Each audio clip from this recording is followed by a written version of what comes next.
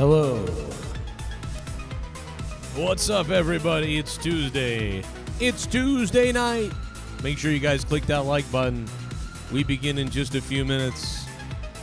I'm going to go over all of my NFL picks that were wrong this weekend, by the way, most of them. Oh, we got destroyed this weekend. Boy, did we get destroyed. I'm not going to spoil anything, really, with Beetlejuice either. I'm just going to give my overall opinion of it for the most part. I'm not going to go into detail, but give my overall opinion of it. And, of course, we'll laugh at my NFL picks. AEW looks like they're going to strike a deal, by the way. We'll talk about that. And we'll talk about WWE. There's some news on the Vince McMahon documentary as well. That's extra. And so much else. But first, you guys got to click that like button, baby. We got to get more than 18 likes. We got to get a lot of likes, baby. We got to get a lot of likes. If you could, please click that like button. Hit that like button, baby. Hit that like button, please.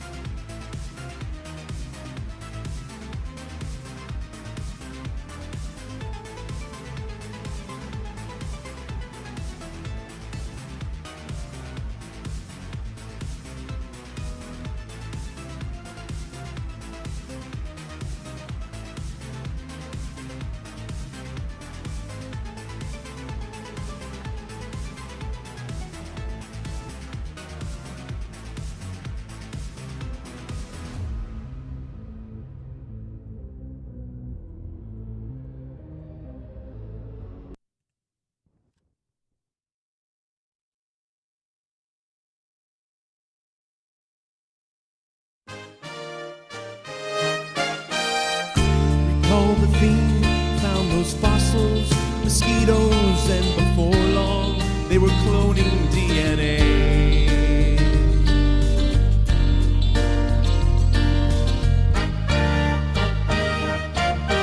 Now I'm being chased by some array velociraptors. Well, believe me, this has been one lousy day.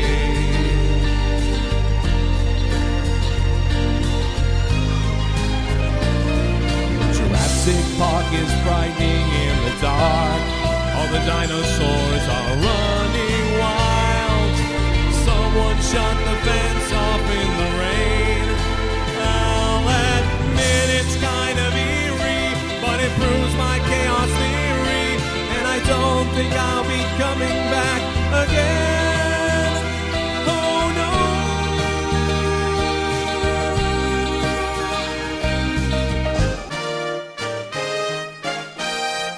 Cannot approve of this attraction, 'cause getting disemboweled always makes me kind of mad.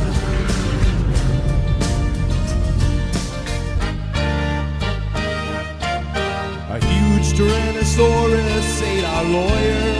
Well, I suppose that proves they're really not all bad.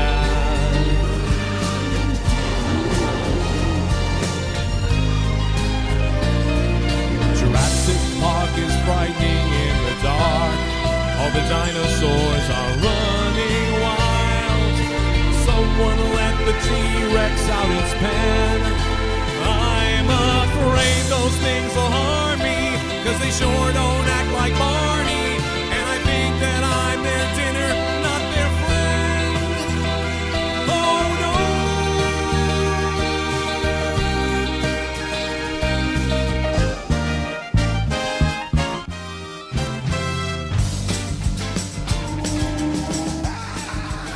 Tuesday night, and of course we're live. And you should click that like button. Let's be honest. Click that like button, baby. Do it for Jurassic Park. Do it for Jurassic Park. Come on. Do it for Jurassic Park. We're going to talk about the NFL. We're going to talk about a lot of things. Maybe. I don't know how many things we're going to talk about tonight. Maybe I'll just end the show right now. Goodbye. No, I'm just kidding. But no, we'll talk about a lot of things. We'll make fun of my picks. I think I want to go over all my picks really quickly and laugh at those, see what they were like. You know. Of course, there's a reason why I chose to joke around with the Weird Al song. But, you know, I'm not going to say why. But you'll find out sometime. And as far as Beetlejuice goes, oh my God, bro. Okay, so do you guys know how... Have you seen Sonic 2? Because Sonic 2 goes off the rails, in my opinion. And I feel like if you've seen Sonic 2, you know what I'm talking about. Like, Sonic 2 is amazingly crazy at some point. Let me fix my mic.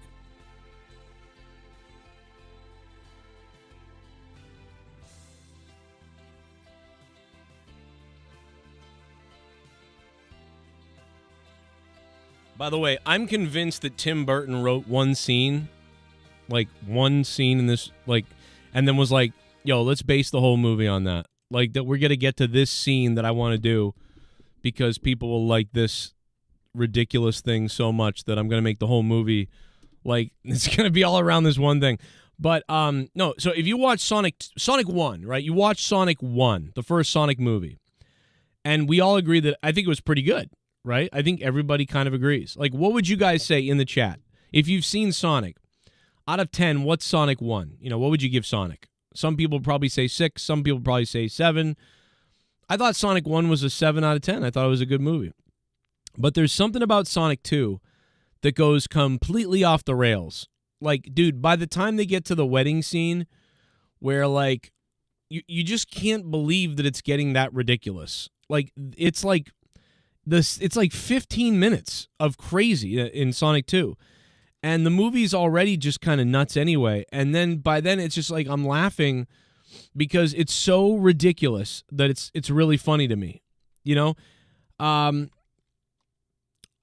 got a little bit of the same vibe when I think when I first saw Gremlins. It's like Gremlins 2 is like this. You see Gremlins 1 and you're like, okay, it's kind of a horror movie, you know? But it's kind of an endearing horror movie, and these mogwais and, you know, they're crazy and they're killing people. They become evil and all these things. But then in the second movie, it just goes, dude, like, that is my best comparison is Gremlins 2. By the end of Gremlins 2, there's a whole building of gremlins, like mutant gremlins, like bad ones and crazy other ones, and one of the gremlins can talk and he's singing New York, New York, New York, New York, like, and he's just like, and they're all singing, like, and it's retarded. Like, it is the most retarded thing ever. And if you, like, you either think that movie is a piece of shit, which I get, if that's the case, or you think it's, like, amazingly terrible, like, and it's awesomely terrible. And I feel like I'm in that category. But as a kid, I just saw it as a fun movie. But as an adult, I think, wow, if I had seen this as an adult, I would have been laughing, but for a different reason than my child self was laughing. As a child, I was laughing because it was very cartoony and goofy, and that's funny. But as an adult, I would be laughing because, like, they really just said, fuck everything. Let's be ridiculous retards. So, you know, the new Matrix is kind of, in a way, like that, but it's too smart for that. The new Matrix is similar in the way that the directors said, fuck everything the studio wants us to do. Let's be this weird-ass movie. And, like, I don't know, dude. Something is going on right now in Hollywood where a lot of movies are sort of saying, like, let's go with kind of, like, ridiculous. Like, the Ghostbusters remake movies, or not remakes, but these new Ghostbuster movies are like the cartoon, if that makes any sense. Like they're much more like the original cartoon than anything else. And this Beetlejuice movie is also kind of like the cartoon. So, I don't know. I like it all. But I'm telling you, bro, I started dying laughing multiple times at the end of Beetlejuice. I couldn't believe how far they went, like, for a joke. Like, they didn't do that in the first movie. In the first movie, there's no joke. There's no, like, visual jokes, really, I don't think. And like, there's not a lot, right? Like, the funniest things in Beetlejuice 1 are, like, the retard football players who are killed, you know, and their caseworker is, like, Jonas or whatever her name is, Joe. I don't remember exactly what her name was. But they're looking for their caseworker, and then she's like, "You fucking idiots, you died in a football crash, in a kind of bus accident or whatever." And they're like, "Well, we're retarded football players." Like that's I feel like that's as funny as they get, other than like the dialogues. Like there's some dialogue that's funny. Like the guy, the barber who's outside of the shop, and he's like, you know, the guy came in with his hair down to his goddamn shoulders, and he says to me, just trim it a bit. You know, that guy, like these little like this smarter like word humor, you know, that we don't have anymore because people are stupid. See, back in the day, they had to say clever things or things that made you laugh because you're like, haha, yeah, that's how people like that are, or like that's a funny joke because it's like intellectual or whatever. They don't do that anymore. Nothing's even close to intellectual anymore. Not at all. Now it's all just like poop and puke and fart and blah. Like that's the humor nowadays. So this movie does do that. This movie takes a step back kind of from, you know, like a lot of the smarter humor. It has a little bit of the dialogue smart stuff in it, but not really. But just like Ghostbusters, it's like, listen, the dialogue has become retarded, you know, but the visuals have gone off the wall. You know, people are puking and exploding and liquids are coming out of everybody. Like, so this movie is definitely like dumber, but it's like it's still good. I liked it. I don't know. Some people are saying they didn't like it. Some people are saying they liked it. I think this movie goes so far off the rails though, because in the first 30 minutes of Beetlejuice, I was like, uh-oh. Or the first 15 or 20 minutes of Beetlejuice. Or Beetlejuice, the second one. Yeah. Like 20 minutes in, I was like, uh-oh. Like, this is going to be a movie about men are stupid and all men are bad. And it's already getting kind of confusing. And I would say that the movie starts out, like the first half an hour of the movie or so is just really, there's so many things that they're introducing that it's like, oh my God. In the first 30 minutes of this, they set up this.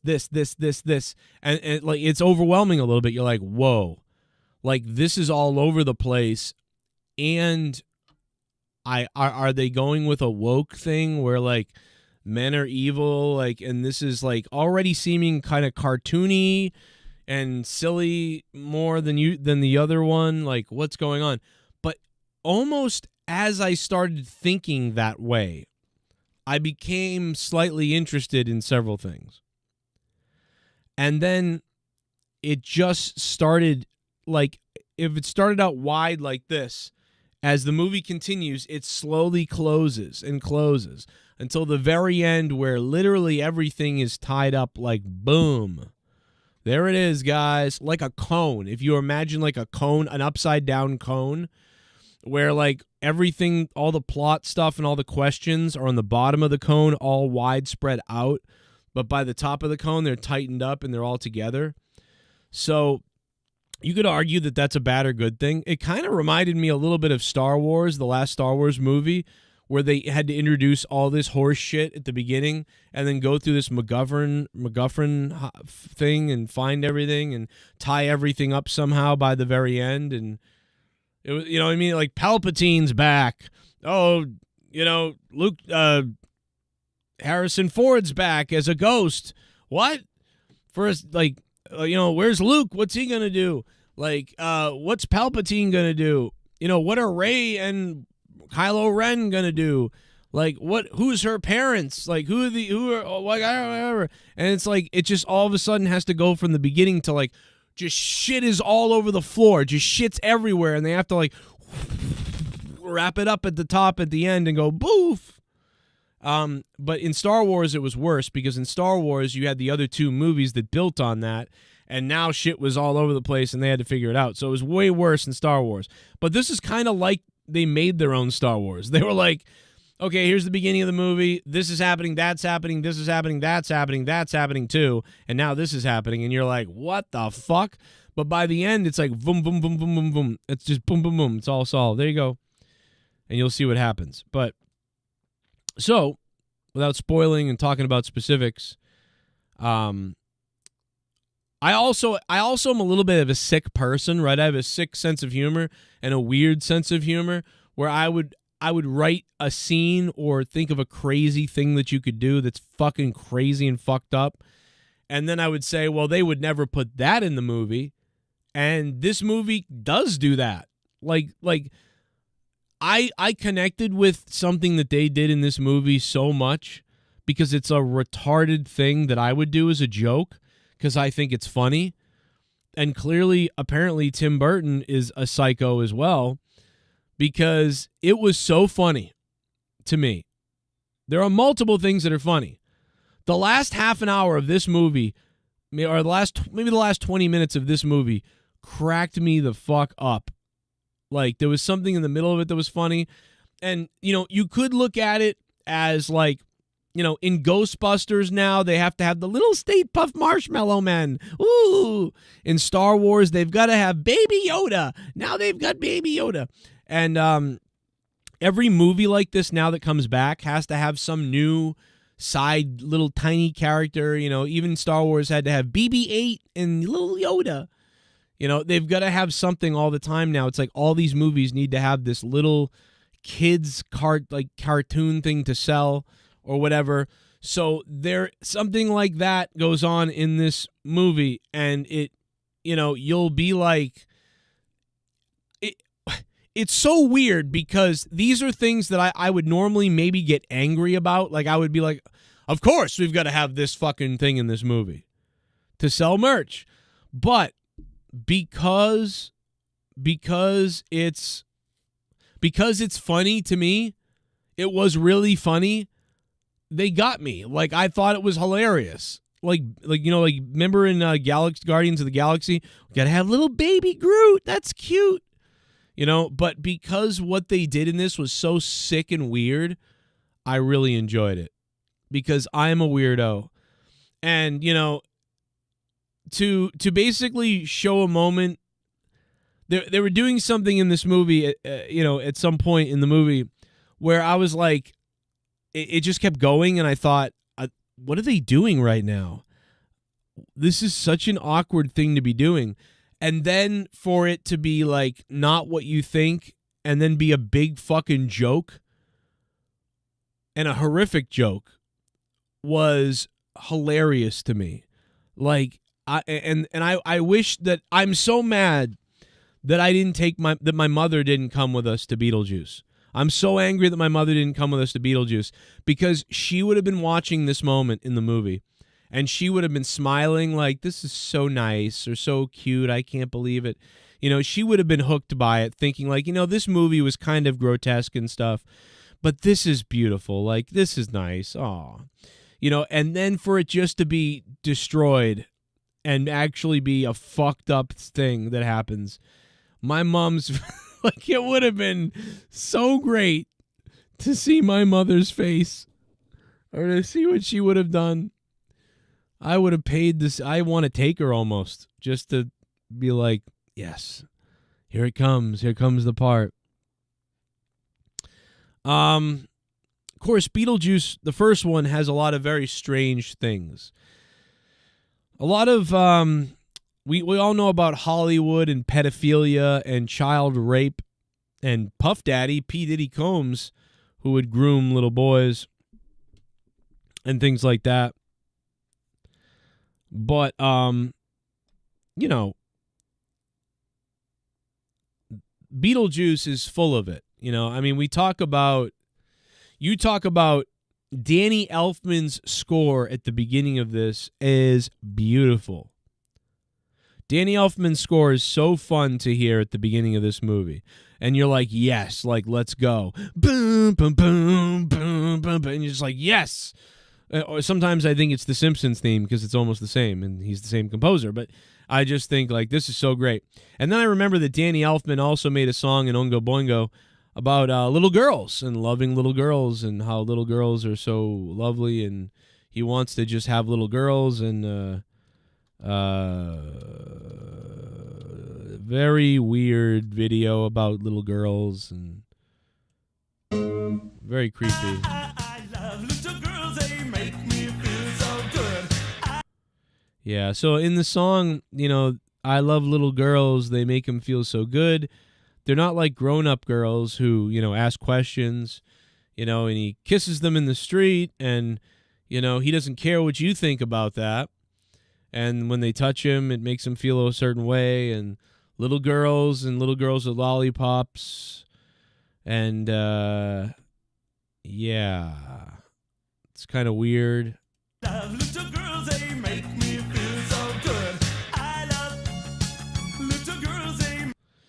And, yeah, and then there's like little girls feeling him up in the video, and then they grab his crotch at one point. And you can read the lyrics to Oingo Boingo Little Girls. And, yeah. So Danny Elfman has a little bit of a weird past. He's got a couple of lawsuits from women, composer women, who have sued him. Some people have sort of said he was weird to them, maybe at a younger age, which kind of goes with that Oingo Boingo song that he made, I Love Little Girls. Young little girls make me feel so good. And Danny Elfman also looks like that. So, you know, Danny Elfman's kind of weird, but beautiful score. But also the husband in the original movie couldn't be in this movie, as we all know, because he was soliciting young boys for nudes and naked pictures and things like that, allegedly. And he got convicted, and then he got in trouble again in 2008 or 10 or something for doing that again. So he was not in the movie, but they did use his likeness in the movie. They actually used his likeness a ton. He was in a cartoon scene. There was his grave has his picture on it. So it was very weird that the actor who was a child pedophile person, who used to play he played the principal on, Ferris Bueller's Day Off. And, you know, in so many things, Stay Tuned, Beetlejuice father, he does a lot of things. And so he's busted for child porn stuff. Danny Elfman has what I just showed you there. And then in the movie, when they're singing, right, the father is obviously dead. We know that. And they obviously had to kill him off because he can't be in the movie. But he was in the movie because they used his face on the grave. And then they used his likeness in a cartoon scene, and the whole movie, one of the things was about him. And I can't go into anything else, but the bottom line is he was all over the movie. Like, I thought they were just going to, at the beginning, be like, well, he's dead. Oh, well, anyway, you know, but they didn't do that. They were like, he's dead, and we're really into him. And it was a weird, like, sort of, like, tribute to him, the whole movie. It was weird. I was like, I thought they were going to skip this. I like that they didn't. Because, well, what the fuck does the character have to do with the weird pedophile guy? He's just the actor that played the character. Why does the character have to suffer because the actor is a piece of shit? You know, why does that have to happen? So I was happy that they made him more prominent, but they might as well have just fucking put him in the movie almost at this point. But anyway, so that's weird. Another weird thing is at his funeral at the beginning, they sing the song, as you've seen in the trailer. They sing the song from the first movie, and it's all a young boys choir. So a bunch of young boys are singing, "Day-o," like at his funeral, which so I kept thinking, like, man, you gotta Tim Burton does not give a shit. Tim Burton is like, all right. This guy's been banned from Hollywood because he was taking some photos of some underage little boys. So what do we do in the movie? Well, at his funeral, a bunch of underage little boys are going to be singing to him. I mean, like, you can't make this stuff up, bro. Oh, my God. And then Danny Elfman's the composer. I mean, bro. Jenna Ortega is great. I love Jenna Ortega. She was made for this movie. This movie does not get made without Jenna Ortega. She's great. I love her. She's like the reincarnation of Aubrey Plaza. You know, she's got the vibe of Christina Ricci when Christina Ricci was Wednesday in Addams Family. You know, Jenna Ortega really reminds me of Christina Ricci from Addams Family, and she's playing Wednesday, so that obviously they saw the same thing. But she's also like Aubrey Plaza, which Aubrey Plaza is just smokingly hot, no fucks given, sarcastic, sourpuss bitch, and I love that. I mean, dude, when I met my wife had a resting bitch face of like fuck everything. And I mean, I guess I like that, you know? And maybe that's what I thought when I met my wife. I was like, you look miserable, and I like that. Like, I don't know what it is, bro. But it's got something to do with something.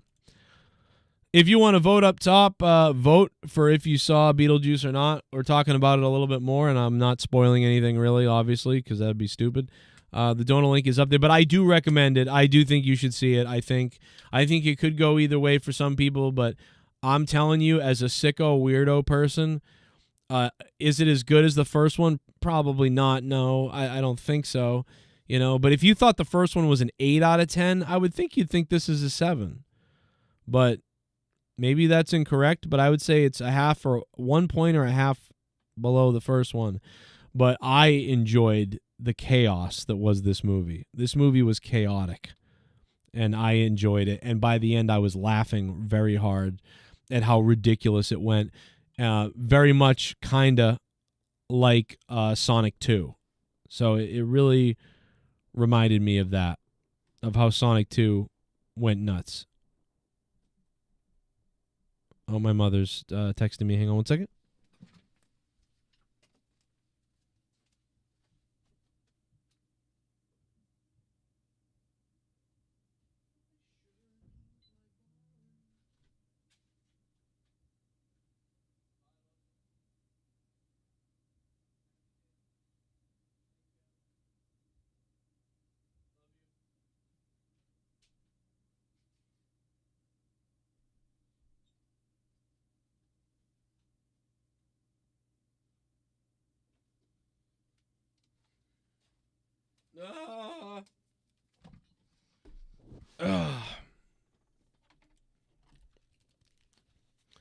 My mom came over to help out with the kids tonight. My daughter has pictures in the morning, and all this stuff is going on, and so my mom came over to help. But my mom's 72 years old, and I haven't told anybody this, but it's been a crazy ass time.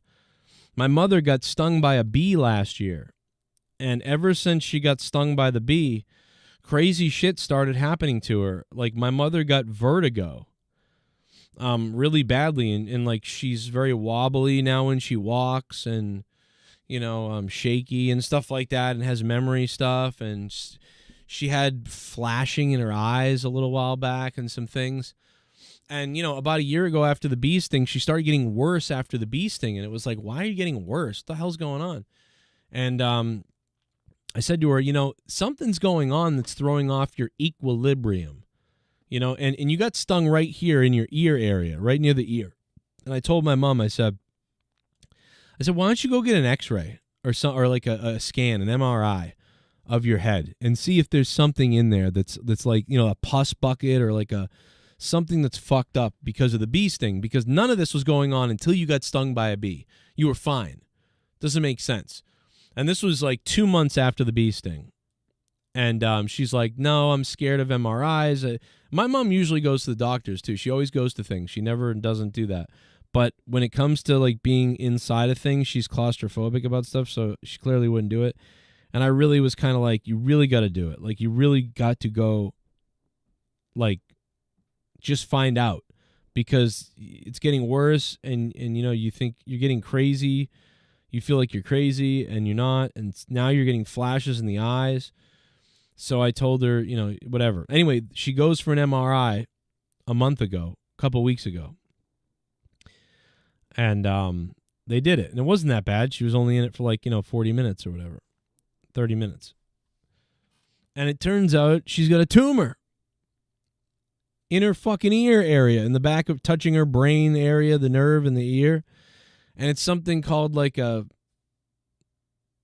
Schwab something, or and it's not cancerous. It's like a malignant tumor thing that's very rare, apparently. It's like a very rare type of tumor that's growing in here. And it's like the size of a pea or something like that. I don't know. Or it's smaller than that. I don't know. But it's in there. Anyway, it's right there, right in the spot. And I'm like, oh my God. I knew it. And she's like, yeah. So now she has to decide, they have to tell her what they want to do, whether they want to operate on it and remove it or radiate it. Find out if it's growing or not. But she's so tired now and vertigo and dizzy and stuff. And I'm like, I think they have to do something, because my mom was in great health until that bee sting. I don't know why a bee sting would cause it, and I don't know if the bee sting caused it, but it feels like it caused it. And if it didn't cause it, it exasperated it. But why would it be exactly where the bee sting was? So I think the bee sting kind of caused it. So anyway, so my mom is dealing with that, and it's very fucking crazy. So I was worried about her walking down the stairs. That's why I just left for a second, because she was watching the kids, and now she's going home. But she's just way more fragile than she used to be. She wasn't even this fragile a year ago. Beetlejuice animated series is what this movie kind of reminded me of. This movie had a lot of stuff from the animated series. At one point, Beetlejuice becomes a matador. And that's something he did in the series, in the cartoon. So if you're a fan of the cartoon at all, there was these little moments that really popped me, whatever. So, but that's all I'll say about that, because I'm sure a lot of people will still see Beetlejuice that haven't seen it yet. Looks like 25 of you might have seen it in the chat. 25, 30 of you saw it. Half of you didn't see it. Some of you won't see it. Some of you yet still to see it. So, I thought it was pretty good. I liked it. Some people didn't. But I liked it. I actually liked it. I thought it was going to be again, it's just like how Ghostbusters, I kind of like Ghostbusters. I really liked Afterlife. I thought that was a nice homage to Ghostbusters without ripping it off. Do you know what it reminds me of? It reminds me of Linkin Park getting this new singer, right? Linkin Park just brought this woman singer on. And I think that's better, because when they brought on other guys that sounded a lot like Chester Bennington, it felt weird. Like they were trying to it felt like it demeaned Chester a little bit, because some people can sound almost exactly like him. Plenty of people can sound just like him or close to him. Not quite. Nothing will ever be him, but it's very close to him. Some people that they played with and guest star people came on and played with them. And people said, oh my God, this is the one. But it felt gross. It felt weird. But what I like about the female singer coming on, regardless of what you think of her and all these other things, is I like that she's a little bit different. Like that it's really in the style of Linkin Park, but she's a little bit different enough that I can distinguish between, Chester versus her, and it's a different thing, and I'm fine with that. To do something as the band, I'm okay. But to bring on someone like they did in some instances that sounded and even looked like Chester a little bit, who were really good, it was just this is creepy. I don't know if I like that. So I think that that's what some of these remake movies or sequel movies remind me of, like Ghostbusters. Okay, Ghostbusters Afterlife isn't like the original Ghostbusters, because the original Ghostbusters has more of a smart adult humor to it. Clever jokes, dark humor, like kind of brain humor, clever. Whereas the jokes in Ghostbusters Afterlife and stuff are, again, like, it's a lot of joking about, like, I'm a single mother and, you know, what are you, stupid? Like, things like that. Like, it's not, the humor is not the same at all in the new Ghostbusters movies. It's not at all the humor or the tone of the original Ghostbusters. But it does exist in that universe, and it is part of it, but it's a different style.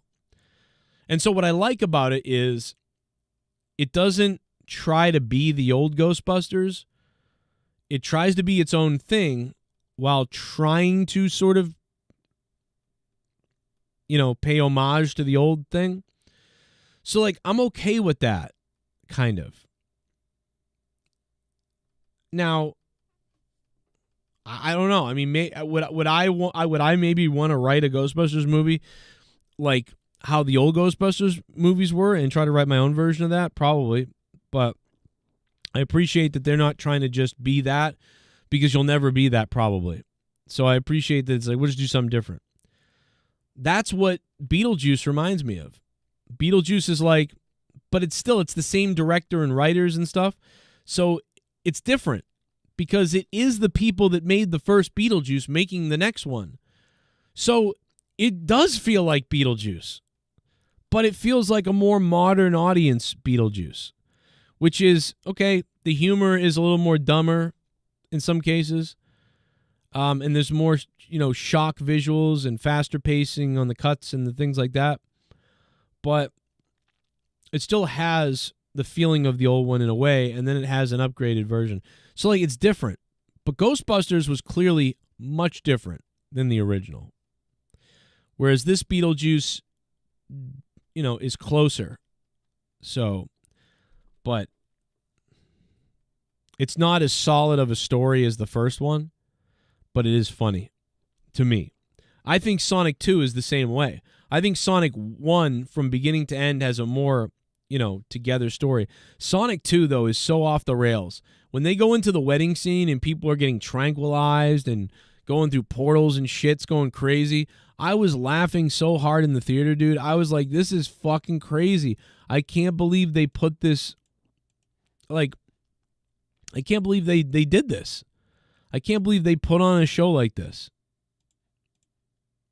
I've been going to wrestling shows for over 30 years. Never in all that time have I ever felt, until last Sunday, that my security, my safety, my life was in danger at a wrestling show. Sup Joe, did you see the Vince Russo and the Catman crossover? You need to get into the good graces of Jim Cornette and have a tag team match. Thank you, Seabass the Beast. No. I don't watch those people. But I will say that we did have Vince Russo on the show years ago. Years and years ago, Vince Russo stopped by this show, and we had a fun time talking to Vince Russo. It was very funny. And then Vince Russo was told that I was a bad person to associate with, and he never came back again.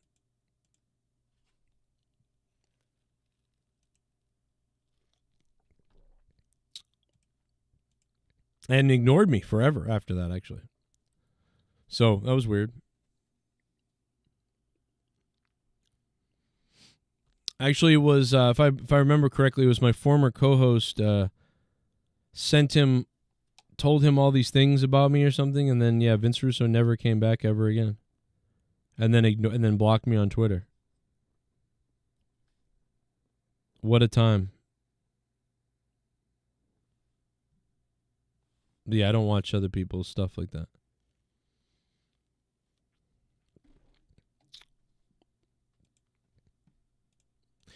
But yeah, I mean,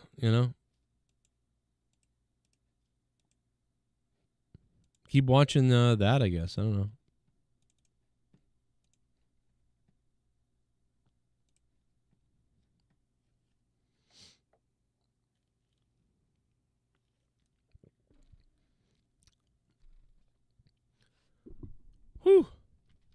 Thank you, Seabass the Beast, for the $3. We've been live for 42 minutes, 37 seconds. Feel free to click that like button if you want to.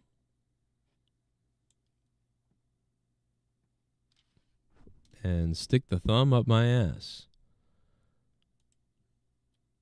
We'll be back after this message from our sponsors, our great sponsors here on the Joe Cronin Show. The video with over 27,000 views. They're eating the pets. They're eating the dogs. What did you do? Brace yourself. They're eating the cats. They're eating the pets of the people who live there. This one's extra gruesome. They're eating the cats. They're eating the dogs. They're eating the pets. America is lost. They're eating the cats. They're eating the dogs. They're eating the pets. America is lost. Run!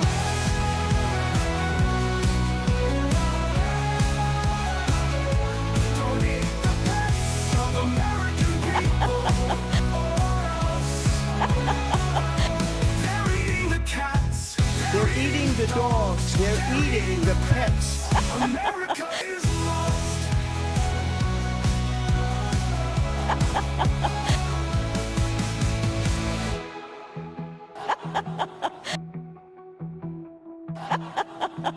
They're eating the cats. They're eating the dogs. They're eating the pets. America is lost.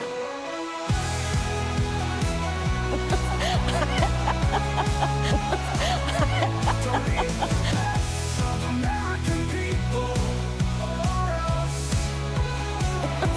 They're eating the cats. They're eating the dogs. They're eating the pets. America is lost.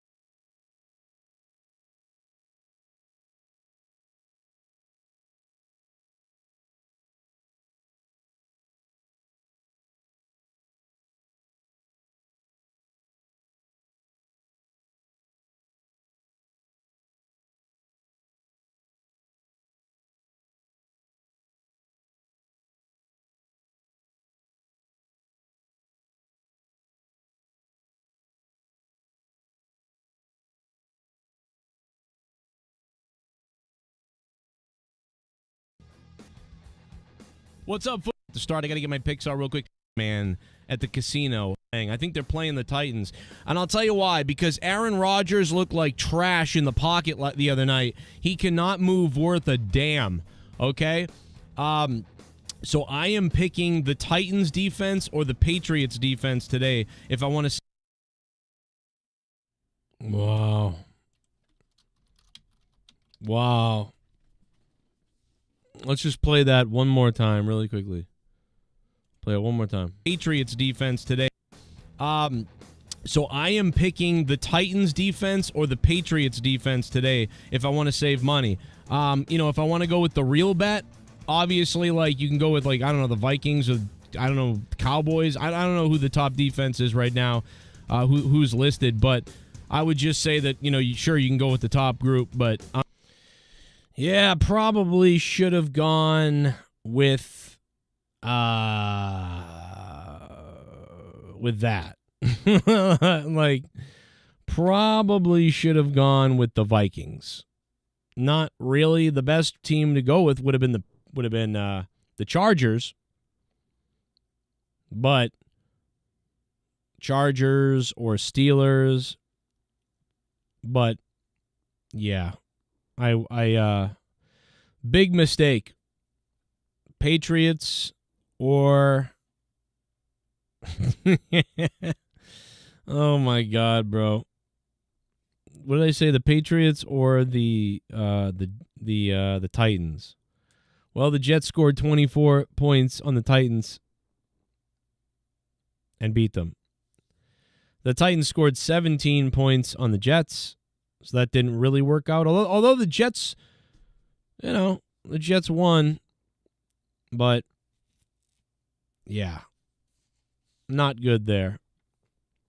Wrong there. The Patriots almost did it. They almost won, but their defense was not what I said here.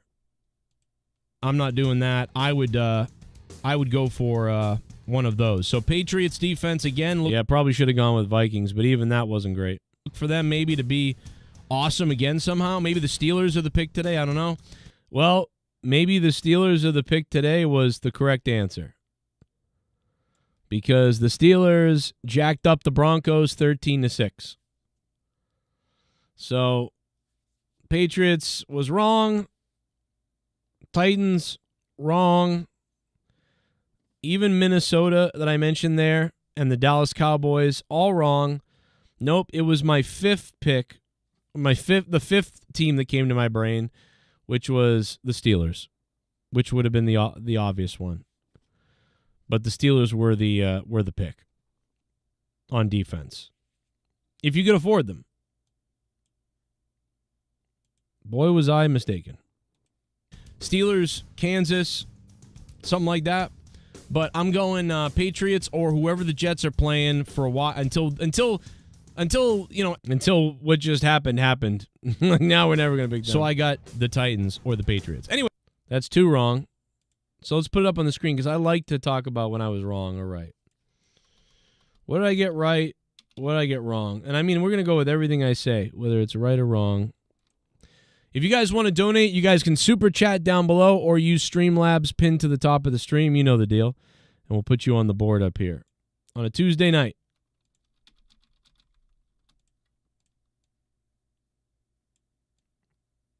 Right and wrong. Wrong.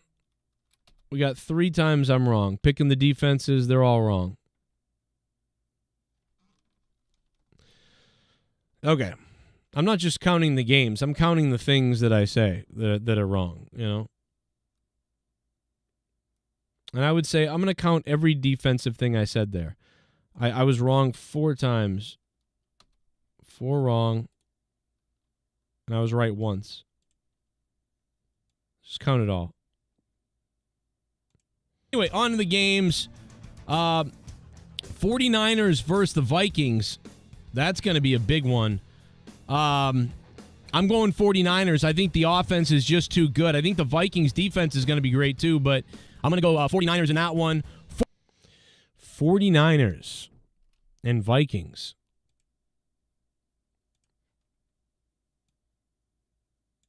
Another mistake.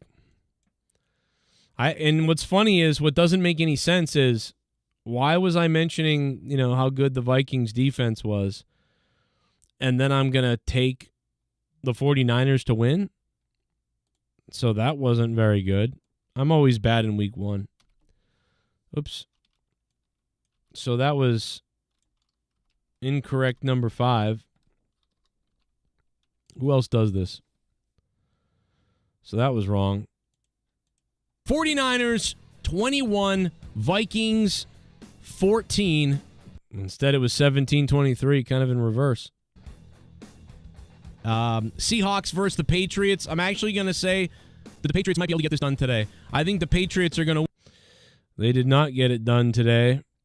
The Patriots had a chance to get it done. The Patriots could have won. They should have won, really. The reason why the Patriots lost is 3 reasons.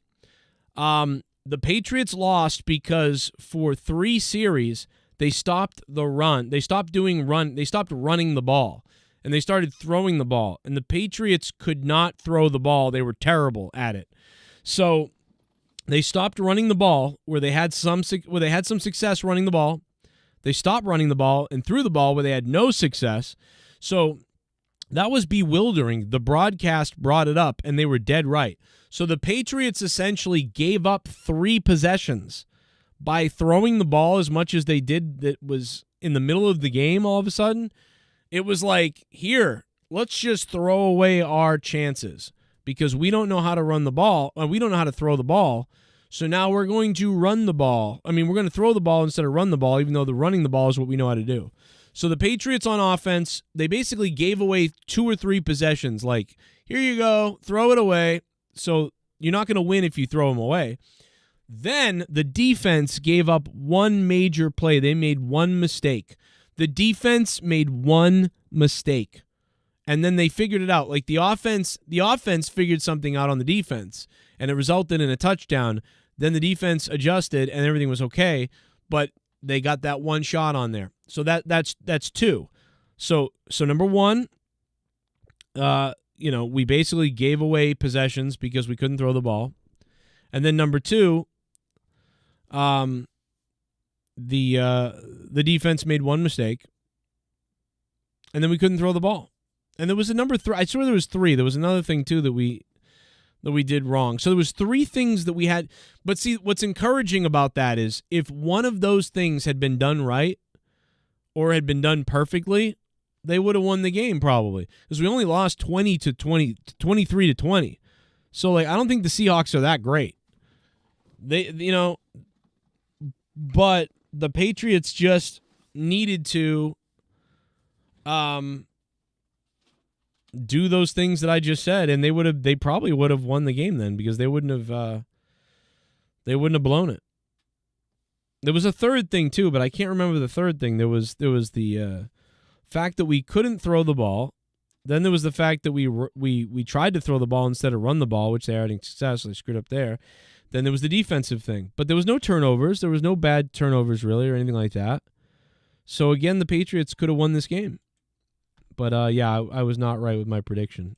So that's another chalk that up in the wrong category again. I think there's going to be 2 touchdown runs by the Patriots. 28 points is going to be a shocker today when the Patriots score 28 points. And obviously the Patriots defense, I think, is going to be so good. So I think that the Seattle Seahawks might only score 10 points against the Patriots today. I got the Patriots winning crazy. You can call me crazy. Well, I will. We'll call you wrong. 28-10 Patriots. 28-10. So, I mean, we were on pace for that to be a potential thing. If that one touchdown score didn't happen, and then the field goal wouldn't have happened, then, yeah, you would have had the Seahawks around like 13 or 12 or something like that. Patriots could have scored another touchdown maybe if they just kept running the ball. They might have had 27, 28. So, I mean, it wasn't crazy, but it was wrong. And you could see why it didn't happen. In another reality, the Patriots could have won that game and been 2-0. So, but they didn't do it. We'll see what they do against the Jets. The Jets are horrible at stopping the run. The Patriots, the only thing they do well is run the ball right now. And the Jets are awful at stopping the run. However, this week, you got to believe that that's all they're looking for is to stop the run. I would think the Jets are saying the fucking Patriots can't throw the ball worth a shit. So we're going to stop the run. We're just going to go all out on stopping the run, and we're not afraid of the fucking ball being thrown whatsoever. So if you're the Jets, you're like, yo, let's just shut down the run. That's all we got to do. That's all we haven't been able to do, but that's all we're going to do. And if you're the Patriots, you've got to be game planning to throw the ball. Like, we're going to run the ball. That's the game plan, but we've got to work on throwing the ball, because if we can throw the ball, the Jets will be so worried about the run that we could do some damage, but the Patriots can't throw the ball. So this is a very interesting matchup against the Jets and the Patriots this week. Thursday Night Football. I don't think you should miss it. I think that's going to be very interesting. A team that can't fucking throw the ball worth a shit versus a team but can really run the ball pretty well versus a team that can't stop the run. I mean, bro, this game is going to be a shit show potentially. Jets and Patriots Thursday night has the potential to be a shit show. I think it has the potential to be a low-as shit scoring game. Jets and Patriots could be like 16-10. Patriots today. That will be one of their biggest scores of the year probably, but I don't know. I'm just going to go with it. And maybe I'm a homer. Yep. And I think it's possible the Patriots rattle off three wins in a row this season, and then they fall off a little bit after that. But for the first three, New York Giants versus Commanders. I got the Washington Commanders and Giants at 16-10 Commanders. Chargers and well, it wasn't 16-10 Commanders. It was 21-18. But at least I got that one right. The Commanders just edge out the Giants. So thank God I got something there. Panthers, I got the Chargers winning that one by a field goal. Well, let me tell you something. The Chargers did beat the Panthers, but they didn't beat them by a field goal. And by the way, I just want to say that some piece of shit in the comments on my video, where the fuck is that? That somebody in the comments was like, you fucking idiot. You think the Chargers are going to beat the Panthers? And I'm like, yes. I think they will. But nobody saw the Chargers blowing out the Panthers. You talk about field goals, the Panthers only scored a field goal. So I hope that son of a bitch in my comment section on that video, what did he say? It's probably on this comment section. I think he probably deleted it. Oh, the guy deleted it. What a pussy. What a pussy. He deleted his comment. What a bitch. I saw you, though, you pussy fuck. Whoever the fuck you were. Saints and Cowboys. I think it's going to be just a crazy game. Was I right about that? So that's right, too. That one, I'm going Cowboys 31, Saints 24. Cowboys 31, Saints 24. The Colts versus the Packers. I got that. If you don't believe in the Saints offense at this point, I don't know what to tell you. The Saints offense has been a goddamn juggernaut. Like, dude, the Saints are on crack right now. That's 2 games. I've seen enough to know that, these guys are for real maybe at this point. I mean, they do it again next week. Look out whoever's playing the Saints because they're on some kind of steroids or something. The Cowboys, yikes, bro. What happened there? I mean, nobody got that pick right, I feel like, or not a lot of people. I feel like that was one that I got wrong that was, justifiably that really should not have been wrong probably, but that was wrong. The Cowboys are, what a mess. The Colts winning that game 24 to probably, 17 or something. So I had this game being pretty close, but I was wrong. I had the Colts actually being able to beat Green Bay. The Packers beat the Colts 16-10. So I was wrong there. Obviously I bet $10 this week and I lost. Like that, Colts. Browns versus Jags. I'm going to go 21-24 in that one. There's so much stuff going on today. What else we got? Jets and Titans. So, Browns beat the Jags. I picked the Jags. So that was wrong. Browns beat the Jags 18-13. Titans, I think the Titans are actually going to beat the Jets, and the Jets are going to get the Jets offense is going to struggle, and I think the Jets offense did not struggle. Scoring game anyway. So I'm going to go 17-10 Titans over Jets. Buccaneers, Lions. I got the Lions winning that game. Wrong again. The Buccaneers beat the Lions. The Lions look like they've got fatigue from their run last year, and I don't know if they're going to come out of it or not at this point. I thought the Lions were going to steamroll people this year and be like, let's go, we're going back, and we're going to go to the Super Bowl this year.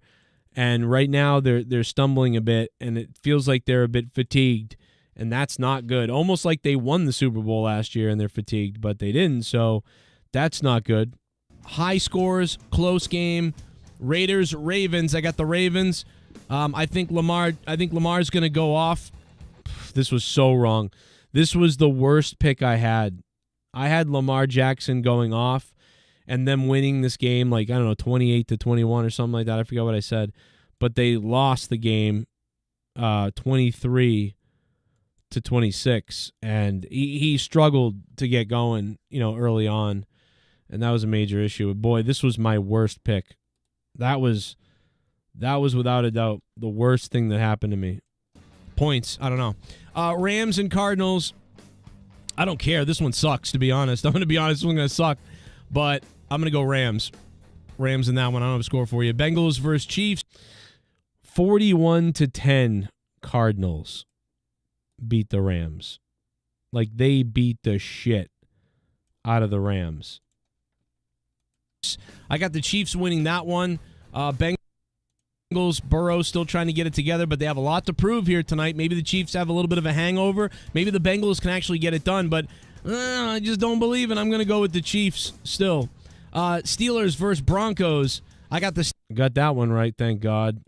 The Chiefs barely beat a team that the Patriots beat. I mean, that's kind of wild to think about. You know, but I think the Bengals are going to get better every week, and Burrow's going to get more healthy every week. But, man, what a blow to be the Bengals. 0-2 to start. A team that you would have pegged to maybe be in the final 4 of the season or final 6 of the season, and they're starting out 0-2. It's kind of crazy, but I think the Bengals will pull it together. I don't look at their schedule, but they might win their next 2. But they are injured still, starting the season limping. And so maybe they'll finish strong, but not good. Steelers winning that one. I think the Steelers are going to win 24-7 or something. I think the Steelers are going to blow out the Broncos in that game. The Bears and the Well, the Steelers did hold the Broncos to 7 or 6 here.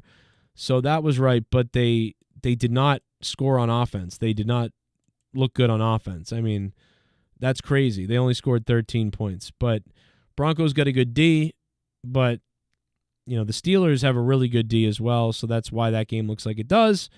So technically, though, that's right. So that's, thank goodness there.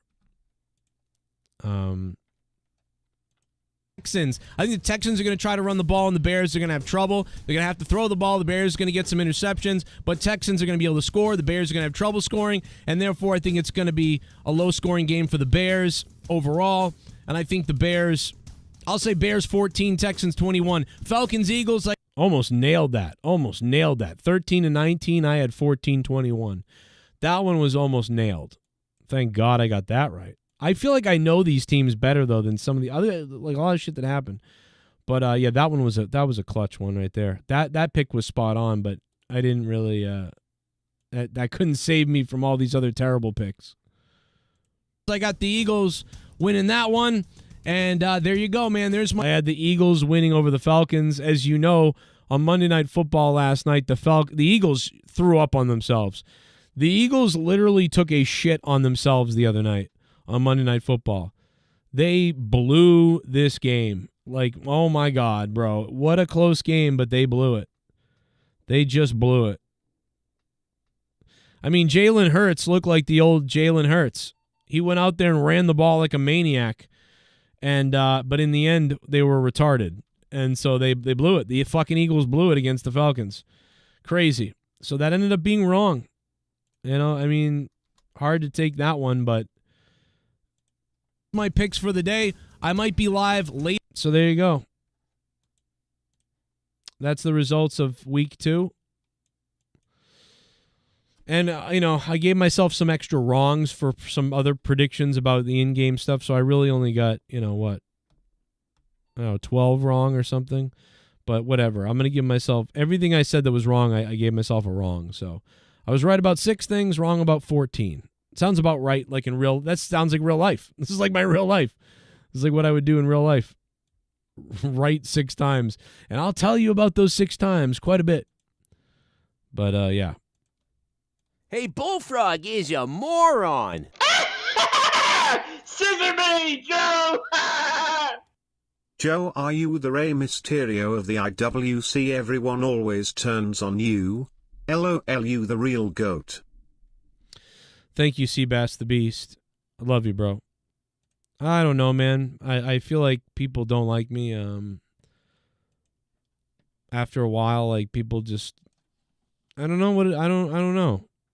I definitely have something about me though that, people don't like me after a certain amount of time. I think that if you know me at first, you're like, oh, Like, I don't know. Like, maybe you're like, oh, he seems nice or whatever. And then maybe after you know me for a little while, you're like, nah, he's weird. You know what I mean? So then people just like, oh, I'll shit on him. So I don't know. Maybe that's my thing. I'm not really sure. There's definitely something about me though that people definitely decide they go, you know what? Fuck this person. Like, I don't know. So it must be something that I'm doing, or it must be my personality, or it's got to be something about me that I'm doing that makes people eventually think like, I don't like him, or I don't want to like him anymore, or something. There's got to be something about me, because it happens so often that it's kind of hard to believe. It's almost unbelievable how often it happens. So it's definitely something about me. I think it's got to do with, it might have to do with my, sometimes I keep you at a distance, maybe. And so people don't like that, maybe. Like a little bit of a flakiness. You know what I'm saying? Like, the more well off I am, though, the more, the better I am as a person and a friend, I think. And the more busy I am, though, and the more I'm worried about life and bills and my kids and stuff like that, the more flaky I am and non-responsive I am, because I'm very concerned about taking care of my family. And I will not get back to DMs and people if I'm busy trying to work, because I'm scared of, for my kids to not have stuff and to lose a house or to lose something or whatever. And I really push friends to the back burner because I'm so busy doing things. Or like, I don't want to complain to people either, because I'm afraid of complaining to people privately. And also, when I'm very depressed and I don't want to like talk about it and make and say like, oh, I've got a problem, to people and to other people. So instead I just kind of go into hiding. You know what I mean? So I'll go into hiding and just kind of keep to myself, and so maybe that hurts people or throws people off. And so eventually they get mad at me. And then that drives them to sort of treat me crappy in a way back to me, or treat me crappy, or to say, oh, I'm going to do something. And then that irritates me. And then I go, what's going on? Like, what are you doing? And then it sort of divides this rift. And then I have abandonment issues, and I think, oh no, it's happening. This person decided to hate me. It's going to happen. So then I blow it all up, to say like, oh, fuck, I've seen this before from so many people. They're doing that thing where they start to distance themselves from me. Uh-oh. Like, I'm going to blow it all up. So I'll just basically flip out. So I don't know. I'm assuming that's what, if you're talking about that might be what it is. I think it has to do with me. I do think it has to do with other people too, and they have problems and whatever.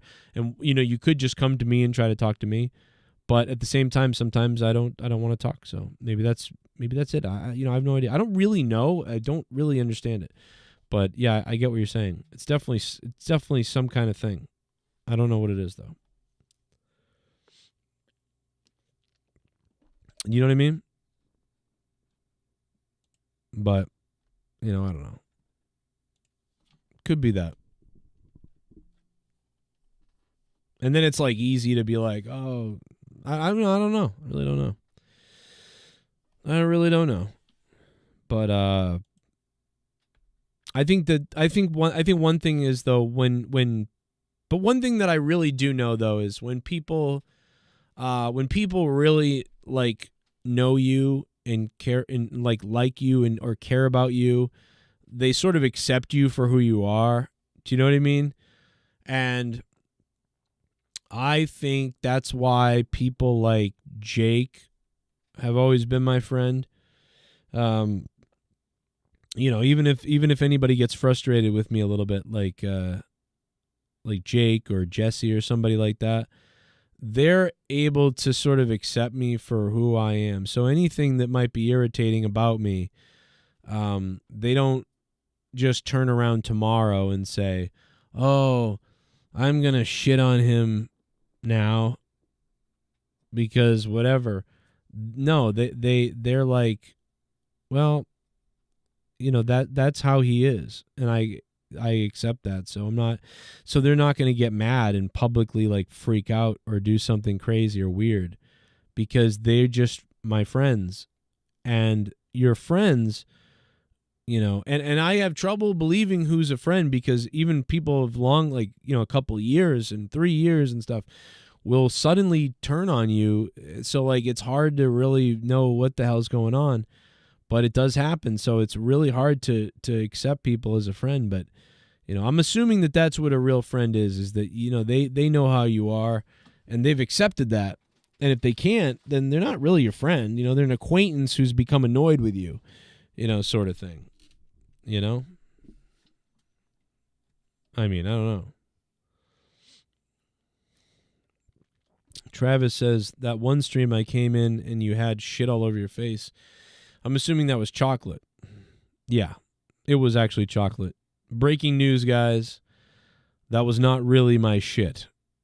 It was chocolate. I think people donated $8,000 in one night, and so I smeared my own fecal matter all over my face. So it was quite the night.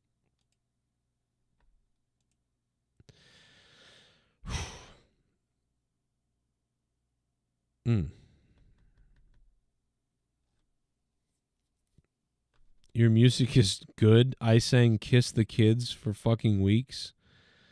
What the hell was Kiss the Kids? I don't even remember that.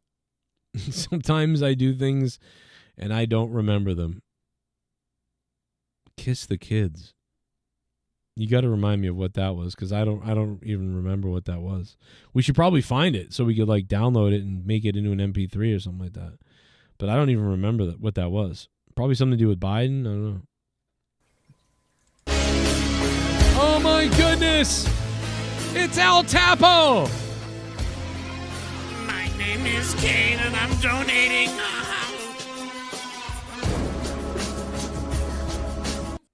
What's the goal tonight, Joe?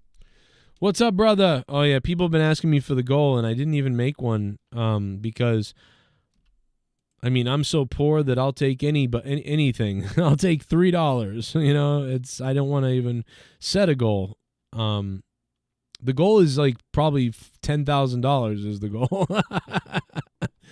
But yeah, the goal is we're in trouble. But I don't think that that's right to make a goal that crazy. So we'll just say, I don't know, the goal is, I don't know. We'll say the goal is $80.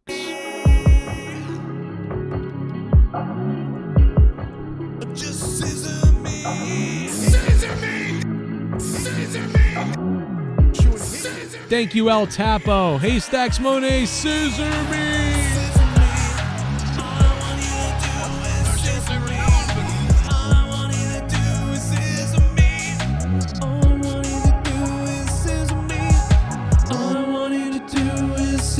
There you go, El Tapo. There's the goal. $80. I am still trying to grasp coordinated exploding pagers. I saw 2 clips. One dude I think is going to be in Munich. Other dude missing fingers. Yeah. Yeah, I don't understand how that works. So if you haven't seen this, Haystacks Monet, thank you for the $9.99. Apparently like over 1,000 or 2,000 Hezbollah people had their pagers exploded the other day all at the same time or something, and they were injured and killed, and people around them were injured, which is kind of weird. But what the fuck is the technology that allows you to explode pagers? I don't get that. I'm assuming that they must have all needed pagers or some kind of tech, and maybe somebody was selling them to them, and the person that sold them was maybe a government person or an official or a spy, and they received merchandise that they didn't realize had explosives in it. I'm assuming that that's how that works. I don't get how that what the fuck happened? Like, is there an explanation out for how these pagers just blew up? Like, the videos are crazy of this happening. Very weird. Yeah, it's some James Bond shit, Joe Bishop. It is. It's weird.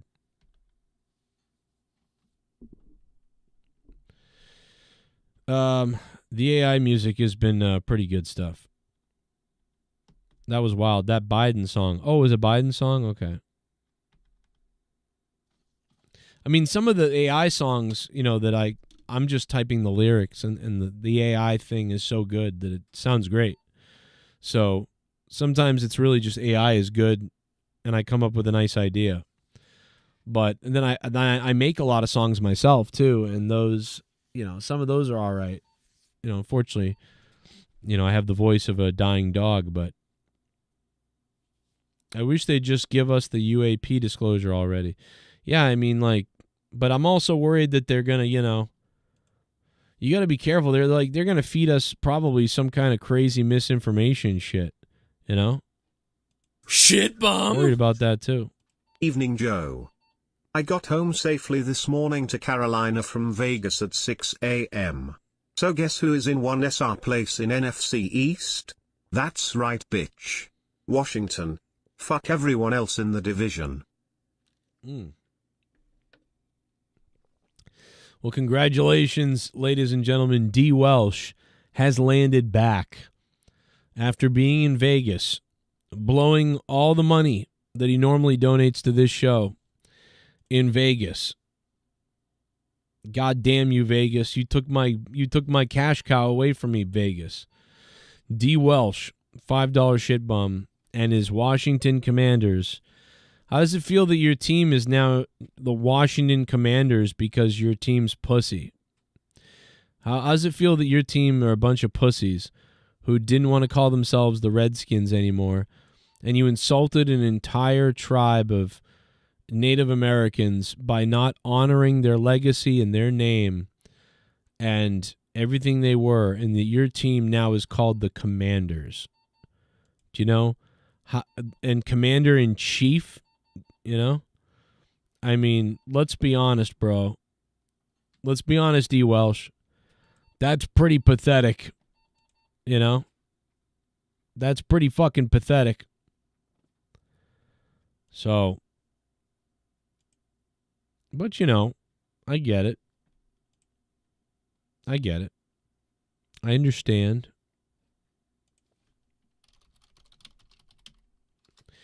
And I got something for you to listen to really quickly while I pee-pee my pants. How about that? I go pee-pee my pants. I go pee-pee on my poopy pants. Hard to believe that Monetize This episode 190 has 10,000 views almost. Hard to believe that Monetize This 206 has 7,000 views. Hard to believe that Monetize This is in the hundreds. We're at 10,000, 15,000. It's pretty amazing what we did, a long time ago. It's pretty crazy. When you think about it. But, where's this clip? Someone sent me this. Let me see. Here it is. I think this is it. Yeah, this was sent to me by Sith Negan earlier. He said, "Remember this old clip?" And I said, "Yeah, this is pretty funny what happened." This guy that flipped out. This is from 5 years ago now, believe it or not. Can you guys believe this is from 5 years ago? This video actually got 19,000 views 5 years ago. It feels like it was yesterday. But yes, this was very funny. And while I pee-pee myself, remember this clip of this guy. This guy was wild, and it was funny. And then other times I could think, wow, in the streets that are protesting, and this is it. Look at this guy right here. This guy's very fun.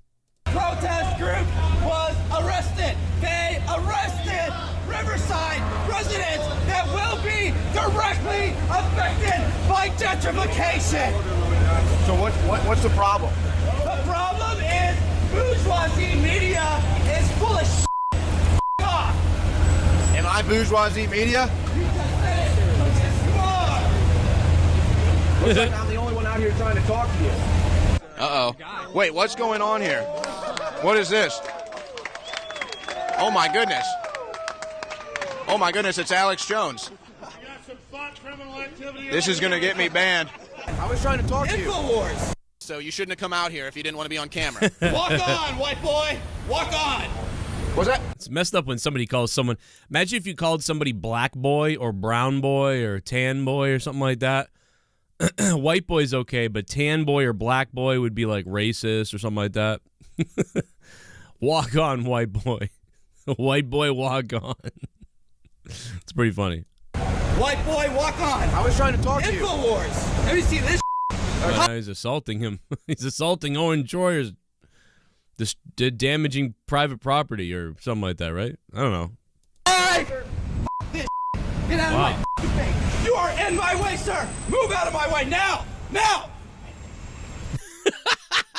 What the hell? I think this man is a threat to the community here. See here, we have InfoWars. We have the InfoWars. group. Who the hell is this guy? What's wrong with what's wrong? This cop who had to come in with his do-rag. Look at this cop. Jesus Christ. The cop hates this. He doesn't want to be there. Oh man, I'm out here trying to talk to you. I'm not your enemy. Out of our way, sir. I'm not in Out your of way. our way. Out of our way, sir. You need to calm down. I am calm. This is me being calm. Back away, Alex Jones. Back off. Go away. Go away. Go away. Go away. No words will leave your mouth. Go away. Back off. Here I am, an SJW. No words will leave your mouth. That was the best.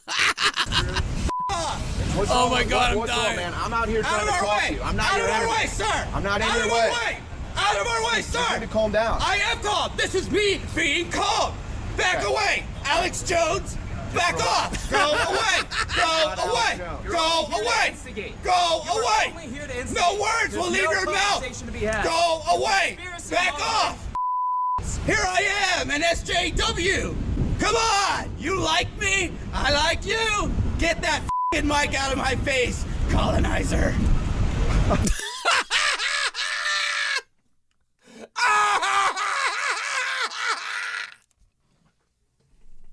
Oh my God, dude, I'm gonna fucking have a heart attack.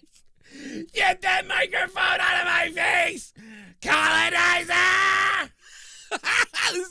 This guy is like Alex Jones. They would actually probably get along. This is crazy. Get that damn mic out of my face, you colonizer. Go away. Go away. No words will leave your mouth. Go. No words will leave your mouth. We gotta watch that in slow motion. Go away. Go away. No words will leave your mouth. Go away. You know what this guy reminds me of? This guy is like a fucking, like an Adam Sandler character. You know what I mean? Like from one of the movies where like at some point in the beginning, like he's at the beginning and it's like he's crazy. But then later on, like in a pivotal moment, he's going to show up in the movie. You know, like he's the taxi cab driver at the end. You know, like Adam Sandler gets in this fight with him right here where he's like, "You're a colonizer!" and all this shit. And then at the very end, he has to like get somewhere really important really quickly. And Adam Sandler gets in a taxi. And then the guy turns around, "Where do you want to?" And he's like, "Oh, no, not you. Colonizer!" You know, he fucking has to run out of the fucking taxi. I don't know, like, just, I don't know, this guy reminds me of, like, some Adam Sandler character. Wait, back off! Here I am, an SJW! Come on! You like me? I like you! Get that f***ing mic out of my face, colonizer! I mean, is this like an act, dude? Are you for real? Are you? Huh? I haven't even said anything. I'm trying to figure out why you guys are out here. You're trying to figure it out? You might want to work on your comprehension skills then. F***ing idiot. So tell me, that's what I'm saying. What's happening? How have I antagonized? I haven't done anything. What is happening in your home? If you didn't know anything, you wouldn't be out here. I came here because I came here. Look like a couple of shooters we got here, actually, to be honest. Tell Alex to buy you a I new came mic. here because city council is meeting. Shut up. Okay. That's enough out of you. We got. Dude, that guy's a better promo than Seth Rollins. He's a wrestler, if people don't know. We got breaking news. I talked to him on the phone. He ran away in fear. He ran away to God. Hitler inside there. Whoa. I'm not the one dressing up as a cross. Go away! You're holding your anti-Trump signs. This is great. Go away! No, I am, and you are too. You are free to leave at any time. Colonizer! I'm just trying to help Colonizer! you. I'm trying to help you. You do not try to help. You try to antagonize. Do not talk to me in such a manner and patronize me. Liar! Liar! Walk away. Oh yeah, what are you gonna do? Flip-flop, mother. Here's my phone. Oh my God! What are you gonna do, you flip-flop motherfucker? Oh my God, this guy's dead serious. Like, what are you gonna do? I think his eyes are crossed. I just started realizing. I think his eyes are crossed. Are his eyes crossed? I don't know. Friend, how you doing, man? What's up, big boy? Just thought I'd. Hey, that's a cool tattoo you got right there. Yes, it is. Some nice glasses Cool you got tattoo. too. Thank you. Oh yeah, real cool tattoo. 1%er, 3%er. What are you? Hey, man, this guy isn't your enemy either. Hey! This Shut guy is not the your door! I like how Alex, my fucking Owen tries to explain that this guy's like on his side or whatever, and then he slowly starts to turn to, as Owen's trying to tell him this guy actually agrees with you, you know, but then the guy's yelling at his own friend basically, and then as Owen starts to try to tell him that, he just turns his head like, hey, yeah. Watches his head turns. Watches his fucking head turns. Hey, man, this guy is. This guy's on this guy's side, by the way. Hey! Shut up! Oh yeah, real cool tattoo. This guy's now attacking another. I'm assuming this guy's like a very left-leaning, SJW type. The guy to his left is too. Except not crazy like him, but that's what Owen's trying to say is like, hey, this guy's like your buddy, like, what are you doing? 1%er, 3%er, what are you? Hey, man, this guy is. Hey!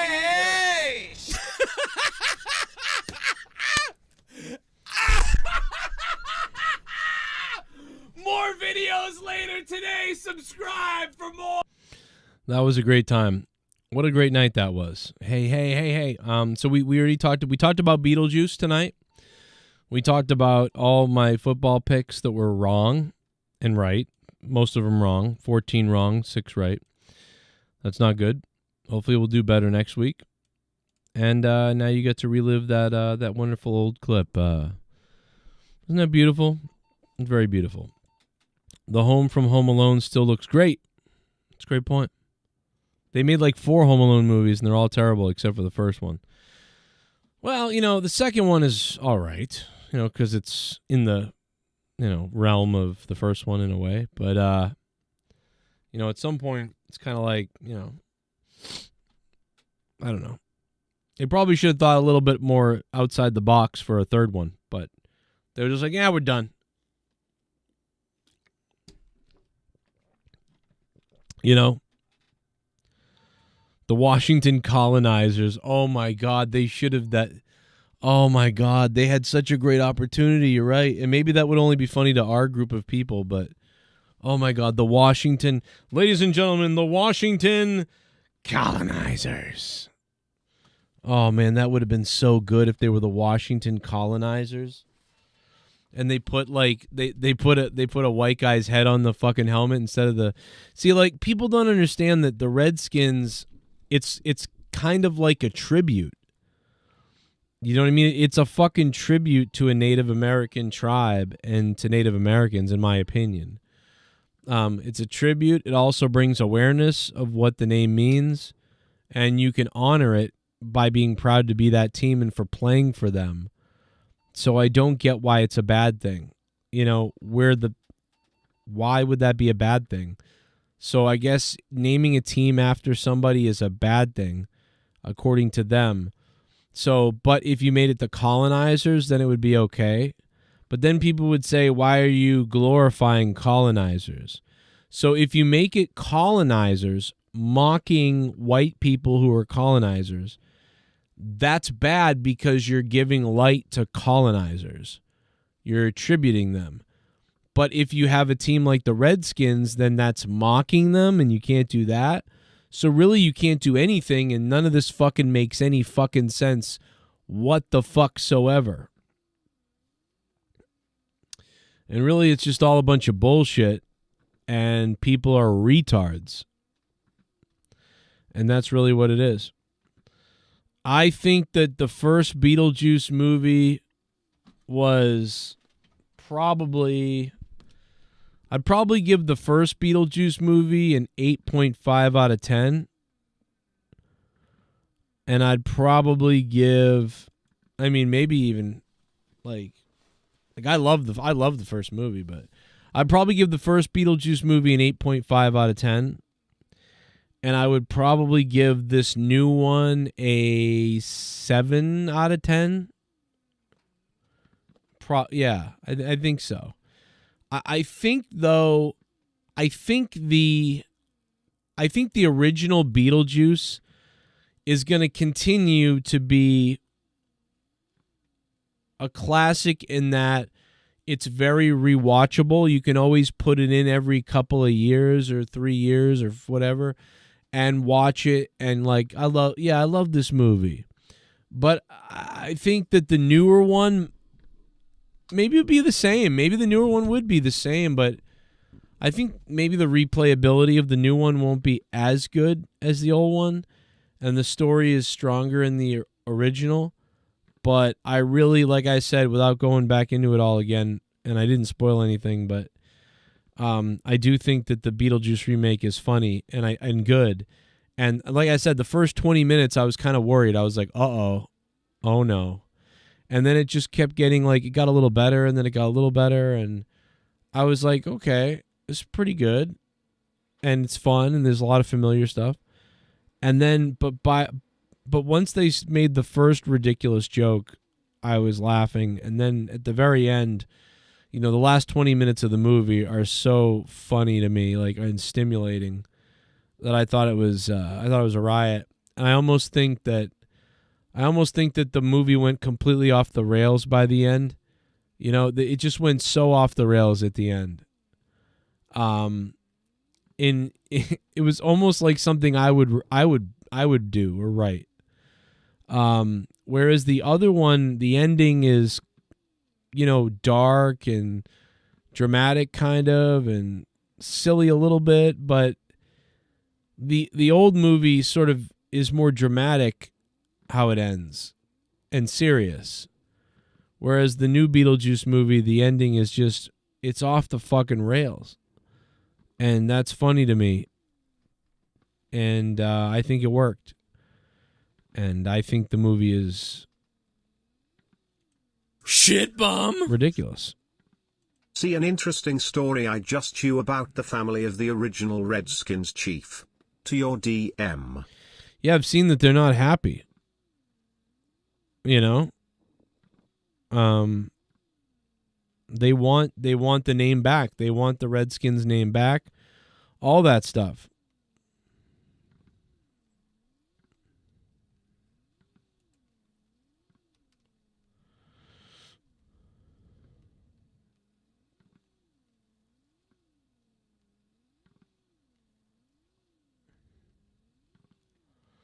Wait, what?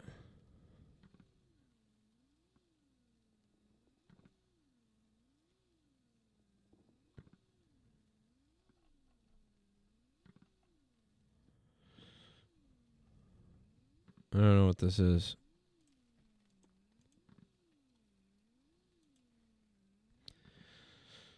So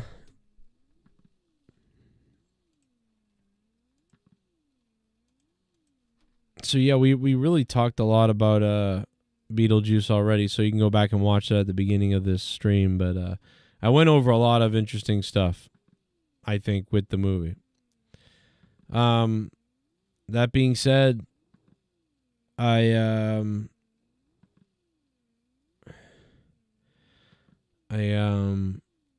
will potentially be on tomorrow, either in the afternoon or at night for AEW. Probably in the afternoon, or when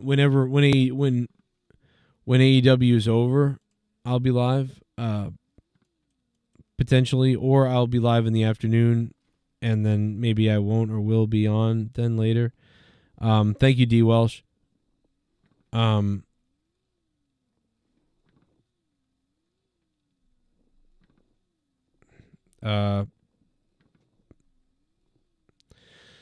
So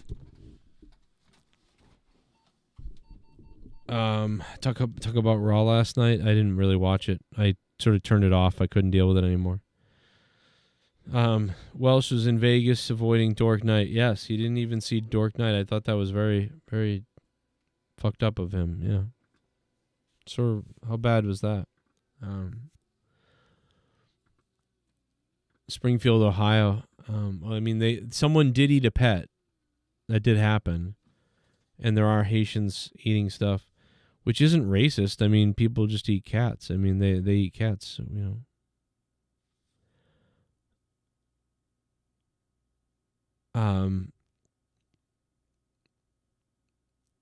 Yeah, P Diddy is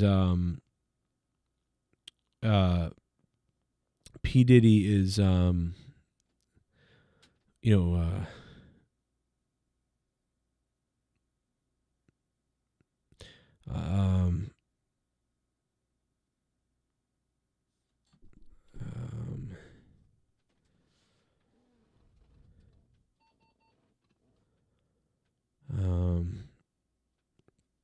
you know, he's Najee Savage. How you doing, Najee? I'll talk about that. I already talked about that, but I'll talk about it again in a second. We sort of flirted with it for years that P Diddy was this creepo weirdo thing, and it's actually happening. So it's kind of funny. Much like Epstein's Island as well. It was something we ranted on years ago. Diddy is done, yeah. I think the I think the Patriots and the Jets are going to be really.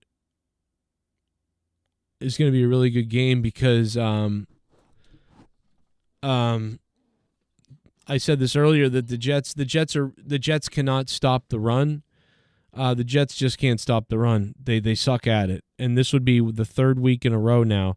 They haven't been able to stop the run at all, and the Patriots are really good at running the ball. Hi, Joe. What happened to Larry? Hi, Kevin Palmer. What's up, man? Larry Funk? You talking about Larry Funk? He died a couple of years ago. He died a couple of years ago. If you're talking about Larry Funk, he died a couple of years ago. It sucks. But no, so the Patriots, thank you for that super chat, Larry, Kevin. So the Patriots are really good at running the football. The Jets are terrible at stopping the run. But the Patriots can't throw the football worth a shit. And the Patriots have a pretty good defense. So I really think that the Patriots versus the Jets is going to be a really interesting game to watch Thursday night. And potentially, I would think the game is going to be very low scoring. I would think the Patriots can maybe get 2 touchdowns from the run. They won't really be able to throw the ball, and therefore they might only score 17 points. And the Jets maybe can't score well on the Patriots, so 14-17 game. I don't know, though. So, you know, I think the Patriots and Jets is going to be a really good game to watch. And I would probably, if I was betting, think about trying to bet the defenses pretty well on those in that game. Probably, Aaron Rodgers throwing. I don't know. I forget where. I think they might be at the Jets. I think the Patriots are playing at the Jets though too, so that's not good for the Patriots if that's the case. But I think it's something like that.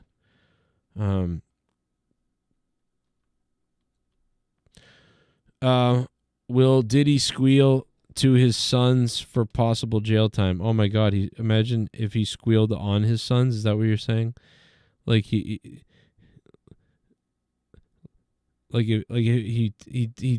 admitted that his sons like raped dolphins or something, and that screws him up. That would be maybe fun. That would be fun. Or like more stuff comes out, on we find out I don't know. It could be a lot of crazy things that happen with P. Diddy. For sure. Alvel says, oh no, that's what I just read that.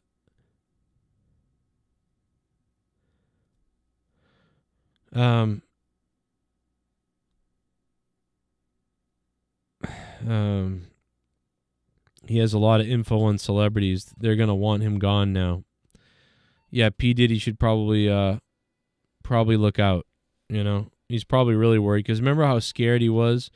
That was the whole reason we really think that Tupac got killed. It's because P. Diddy was so terrified that he felt he had to strike first to stop from himself being hurt because he was so paranoid and cowardly. So imagine how scared he is now with how cowardly we know he is. So cowardly he would kill somebody over the thought that could save him, allegedly. But, he's probably having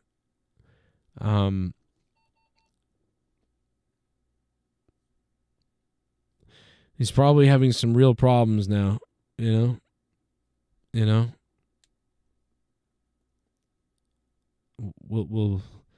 We'll see what happens with P. Diddy,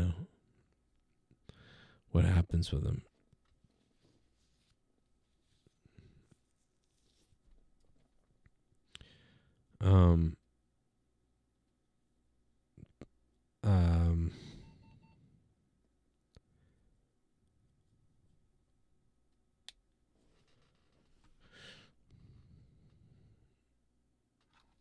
I see WWE brought back Sexy Red. Really? Well, she can't. Sexy Red was ready to do her big tour, but it was canceled because her ticket sales were way too low, which is very weird. So, probably has more time to do stuff now because her tour was canceled because she didn't sell enough tickets, which I'm kind of shocked by. But I guess not all YouTube people can,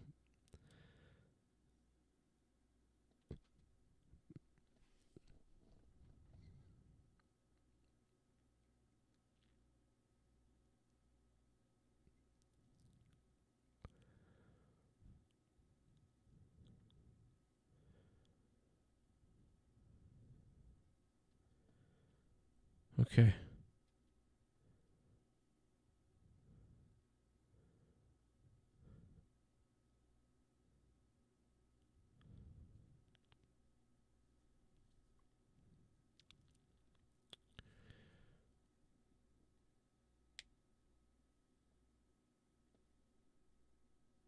Oh, P. Diddy has gang ties too? I didn't know that.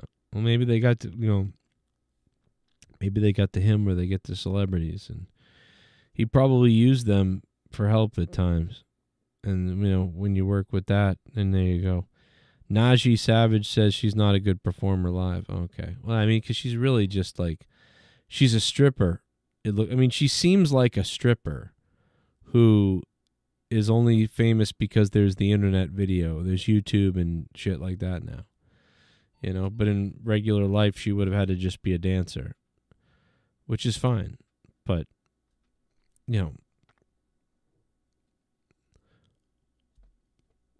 just reading the comments.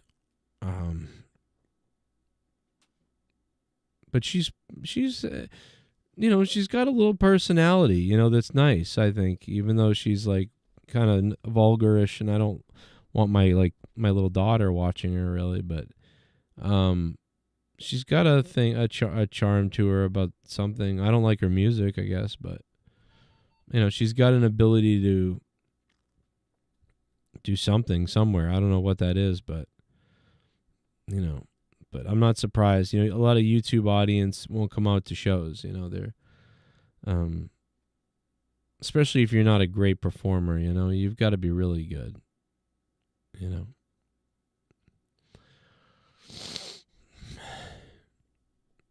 Matt Cologne, are you having a stroke? Am I having a stroke? She's gross. Yeah, she's kind of just gross. Oh, no, Matt, I'll be all right, brother. Thank you, Matt. I'll be okay. I'm just having a...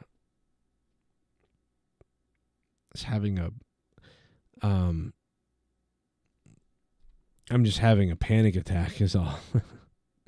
But I'm still going. I can go. I can just power through them, and read your stuff.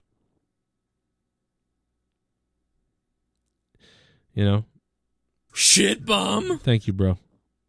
Did you go to the Up in Smoke Boston concert in the 90s? The lineup was crazy. Dr. Dre, Snoop Dogg, Ice Cube, Eminem. Yeah, I didn't go. I knew a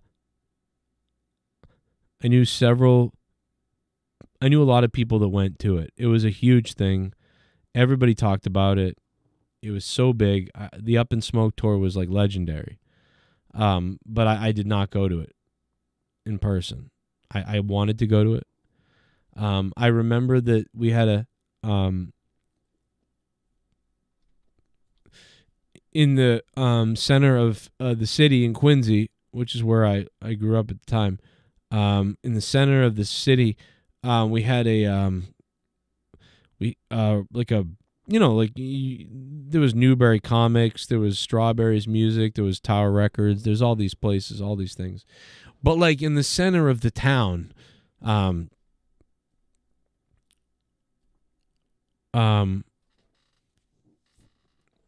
the center of the town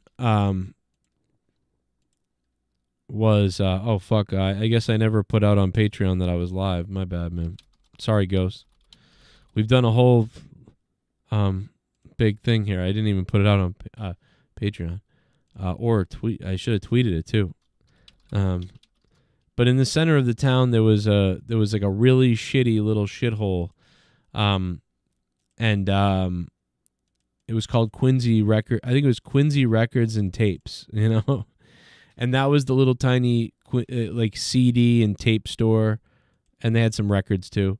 It was Quincy Record and Tapes or something, and they would have all the bootlegs of everything. They would just have a whole wall, full of bootlegs. Obviously Strawberries didn't have that, and Tower Records didn't have that, but Quincy Records and Tapes had a whole wall of just bootlegs. I have some of the bootlegs to this day. But now everything's... You donated $50. I'm going to take my dick out because you donated $50. You donated $50, motherfucker, boy. I'm a rich motherfucker. Whoa! I'm late, but I'm here, gay boy. I'm late, but I'm here, gay boy. Gay boy! Yo, ghost of the colored man. Oh my God. Ghost of the colored man. Holy shit. Holy shit, Ghost. Hey, look at that. We hit the goal. All right, look at that. We're about to end, we're going to be ending soon. And then the goal just magically gets, look at that. Magically gets hit. Because of Ghost from the Coast. Holy shit. Yeah, Ghost. Sorry about that. I never put it out on Patreon. Shit. Can't believe I didn't do that. Well, you know. You're an asshole? What? Huh? What are you saying to me, Walsh? About the panic attack? Yeah, I'm sorry. I didn't know that we could I didn't realize it. My bad, bro. Sorry, man. I was actually going to get off the air before it was going. I could feel it, so I was going to get off the air, but I kept reading the comments and rambling, so I stayed on. I thought we would cover it up pretty well, but I don't think I did because Matt Cologne realized it. I'm not having a stroke, Matt. It's okay. And D. Welsh, it's not. I don't know what it's about. I really don't know what it's about. If I knew what it was about, I could probably tell you. It's about being a pussy, is what it is. It's about being a fucking pussy, is what it is. Thank you, Welsh, though. So I'm not sure what you're saying, but thank you for the DM. Thank you, Ghost. Holy shit, bro! I did not expect that. Thank you guys for hitting the like button too. Crazy how back in the 90s and early 2000s we had to get cassettes or CDs. Yeah, exactly. But I love Quincy record and tapes. After school, I would go. I would leave a lot. Where we are now. I feel bad for my kids, if that makes any sense. Like I constantly feel bad for my kids because I feel like we fucked them out of all this great stuff because like when I was a kid, I moved from New Hampshire to Quincy when I was 9 years old, and when I would leave high school, I'd get out of school and I could walk down the street in Quincy to Quincy Record and Tapes, and I could go up the street to Strawberries, I could go to the Galleria, I could go to the pizza joint, I could go to all these different places, and is this my drink from earlier today? If it's not, I'm scared. And I could go to all these different places. I could jump on a bus and go to the plaza and go to a mall. And then I could take the bus home from the mall. Whereas, like, what do my kids do? What do they do? I'm in the woods, kind of like in the sticks area. Like, what do they do? They go to school, and then what do they do after that? Unless they have a car, they can't go anywhere. And if they have a car, Hey, Bullfrog is a moron. Oh, shit. Scissor me, Joe! Good evening. Heavy on drugs tonight. Have 2 hernias surgery on Monday, but always watching. Oh. You're going to be like my mother with the tumor in her head. You can have surgery next to my mom's brain surgery. Louis Urdaneta, thank you for the $3, man. Thank you, brother. Thank you, Mr. Urdaneta.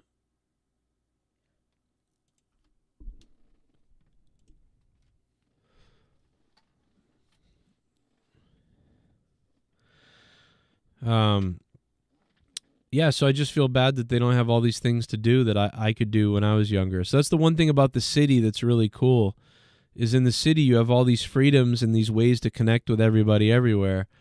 And I feel like out here it's kind of like more, yeah, what do we take all our cars to go somewhere to meet? But no, so I'll just go on Discord and talk to my friends, But like when I was in high school, it's like we went everywhere and did things all over the place. Like, so I feel like I feel bad for kids nowadays. It's weird.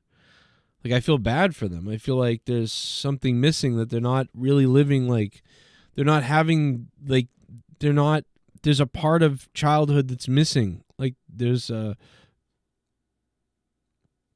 like an exploratory side, or, you know, there's just a side of that's missing, you know. But the hernia surgery, you know, I know that sucks. You know, that sucks to have I mean, it must be a big enough hernia that they got to take it out. You know, but I'm glad you're gonna get fixed, because you wouldn't want it to get worse, or it's probably really bothering the shit out of you. You know, so I hope that they just squish that thing out there and boom, you're back. You know, so I hope you're all right. But, like, I just feel really bad for them. Like, I feel like there's something wrong. Like, we met up on bikes. I played Kick the Can, and it's like, I feel like I'm really old now, because my parents talked about, our parents and our, the adults when we were kids always talked about when they were kids. And they dealt with wars and, all these other crazy things. They were always out driving. They didn't have Nintendo games and stuff like that. And they talked about that, about how kids don't go outside enough, and about how the kids are stupid now. We used to have to work this, that, and the other thing. With, like, I had this vision of my parents when being kids, like, that they would have to work early age, and they'd have to walk all the way to school from these places, and being a child was kind of tough and miserable compared to my childhood. But yeah, I now that I'm older and I'm watching what kids do now, I'm like, what? Like, they're all on phones, they're all on Discord. Like, I don't even know what to say. The Ghost from the Coast says, no wonder you seem sober as fuck. I thought you were high. Oh, okay.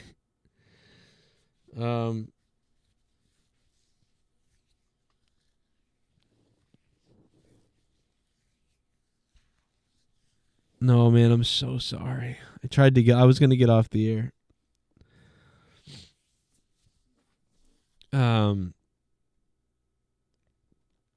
Joe's mental health is on full display right now. Oh my God, bro. Oh my God. How are you guys?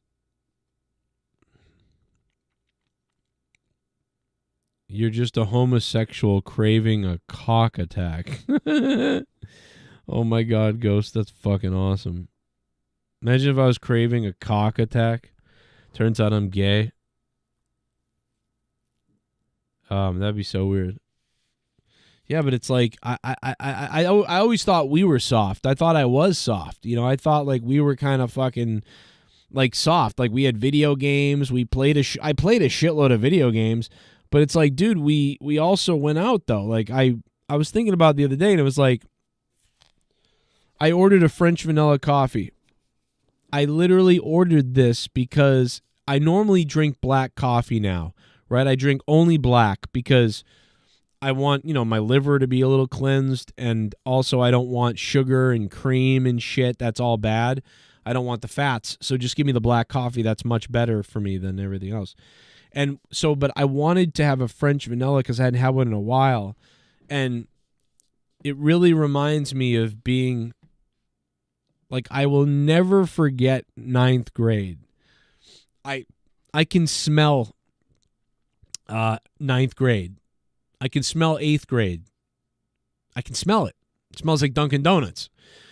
When you're from Massachusetts, it smells like Dunkin' Donuts. So, I especially remember 9th grade because, the high school was over here, and if you got dropped off at the T station, or whether you got off at the T station or you got dropped off, like 2 buildings up from the high school is a place called the Galleria, which was like a office building, like a big office building, where on the 2nd and 3rd floor there were like dentists and doctors and lawyers and shit. But in the front lobby was a Dunkin' Donuts, a big sitting area, a couple of restaurants, and a toy store, and that was it. And when I arrived to school in 9th grade, it was a new thing to be in high school. We were going to be in school with a lot of different people. But I met up with a couple people that I was friends with. One of them was a girl named Jill, who she lived nearby me up the street. And there was a couple other people that I knew, including another girl up the street. All these people. So I met up with them, and I didn't really go to Dunkin' Donuts a lot, on my own. I never really did. But it felt like I was kind of like an adult, if that makes any sense. I felt like I graduated to another level of independence. You know what I mean? Because I wasn't being dropped off at middle school, where it's like, okay, here's the school, get out, go to the school, see you later. And it wasn't like I was being dropped off at 4th or 5th grade, which is like, here's the school, go in the school, see you after school. No, it was the middle of the city. The high school was right there, and there's all these shops and places you can go. And I had just gotten a job, so I could work just a little bit, and I had money. And so I felt very independent for the first time in 9th grade. And I got in line with the girls, and the girls that I was friends with were like, it's funny too, because it was just mostly the couple of girls. Like they were childhood friends, and one of the girls lived near me and stuff like that. So I was saying hi to everybody, and I remember this guy Brent and a couple other people, and I'm still friends with some of these people on Facebook. We don't talk a lot, but like I'm still friends with them, but I haven't talked to them in forever. But, it was just a camaraderie, and they were getting Dunkin' Donuts, and I was like, maybe I'll get a coffee. I don't really drink coffee. I'll try a coffee. And they were ordering their coffee, and I didn't know what the fuck I wanted to get. And I got up and I just said, I don't know, I don't remember why I chose it. I don't remember if somebody else had one or if I just thought of it. But I thought French vanilla sounds pretty good. So I'm like, yeah, I'll get a French vanilla cream and sugar, I guess. So when I started drinking it, I was like, yeah, this is actually really good.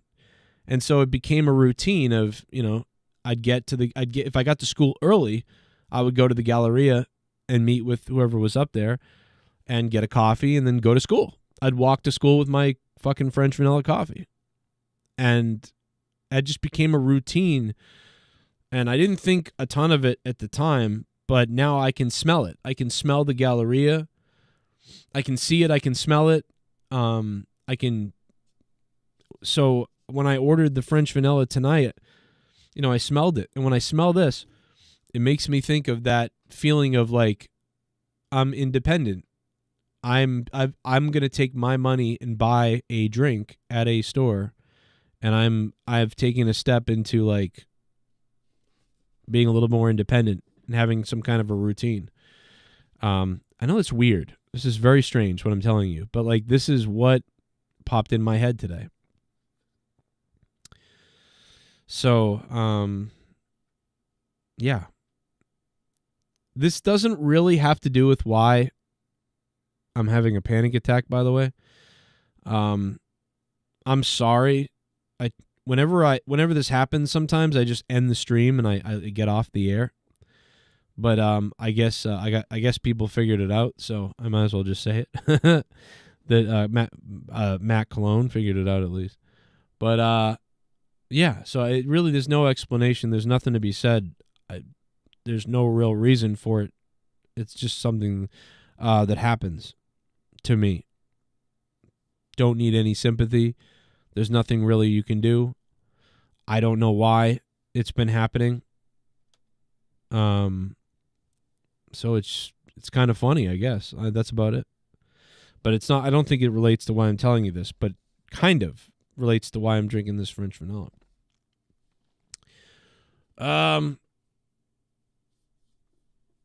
I I only drink black coffee. Yeah, me too. So it's like I really try to only drink black coffee instead of, because I don't want to put sugar into the body and sugars, and we have so much sugar in everything already. Like, dude, we have so much sugar and shit that we're always going to have too much sugar. Unless you're like a strict diet person, you're always going to get too much sugar. So if you purposely seek out like a chocolate bar or a coffee with cream and sugar, it's like you're really tripling the sugar, like, by doing that. So I'm trying, still not doing great, but I'm trying to do it. You know. Thank you, Alfredo. I'll see you Saturday, man. We are the understanding generation. My baby is really spoiled, and I show so much affection. The polar opposite to my dad, but they'll make the next generation soft and cuddly. Yeah, but I also think that, you know, soft times bring soft people. So there's this repetitive pattern that might happen where what you might see is, if we're so soft like we are right now, our kids might grow up wacky, spoiled, and failing. We might have a lot of wacky, spoiled failures, right? Because a lot of us are too, like, whatever. And if we grow up with a lot of wacky, spoiled failures, and the economy is bad like it is, what could possibly happen is we'll have some kind of a world war or some kind of a war. We'll send a lot of these kids to war, or maybe their kids to war. And what will happen is all of our wacky, spoiled, selfish, not ready for the real world kids will fail hard. And then what will happen is their children will suffer because of it. And those kids are going to have to sacrifice so much that generation and generation, those two generations, are going to go through such a tough time and suffering period that then their children will be tougher, because they will have suffered and gone through such a tough time that they'll know what tough times are and suffering are, and they'll be stronger because of it. And that will build up the need for a stronger family, and the need to survive, and the need to work hard and be thankful to be working hard to be surviving. And then that should bring up another promising period of success, and maybe repeat again if everything stays together. So you could be looking at this and the next generation being very bad, and then the third one, which wouldn't be until like 1950s, 1960s, which is weird because we're almost on the same time pattern as the 1900s. So you would think that the 20s, into the 1930s and 40s will be really bad, and that it won't be until the 50s and 60s that things start getting good again. And then people get back to sort of like enjoying life quite a bit after all the suffering. So it's really, we're on a trajectory for that, it feels like. Because you have to really crash hard to realize there's a problem or to get out of it. And it feels like we're going to do that. Or, I mean, the only other thing we could end up doing is kind of just riding the wave enough to stay afloat, to continue and not have this crash that feels like it's coming. So we'll see if that happens or not. There you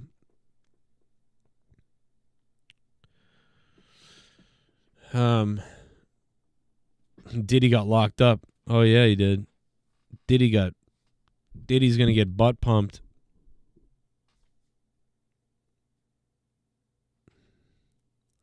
So yeah, I talked about a lot of stuff tonight. You should go back and watch the beginning of the show if you've come in late, for sure.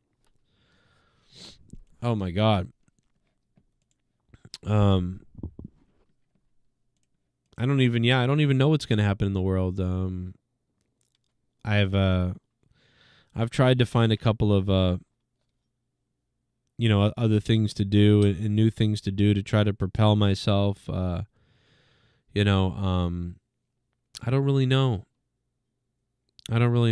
I tried to find something where I could either the items are bigger ticket items for sales, or I can, sell more of something all at once or constantly. So I'm working on that to try to figure that out. But I enjoy the sales process, and I really enjoy the freedom of being able to talk any way I can. So I'm still looking to try to find that. There was a guy who was trying to hire a sales team recently, and I was working on that, but then he got sick, actually, so he canceled the whole he's not doing anything now. He's really bad off. So that's kind of crazy and weird. So that was a great job that I thought was going to be fun, but I do love that. So maybe I'll do something like that. But like I was in New Hampshire last week, and it's like I really enjoyed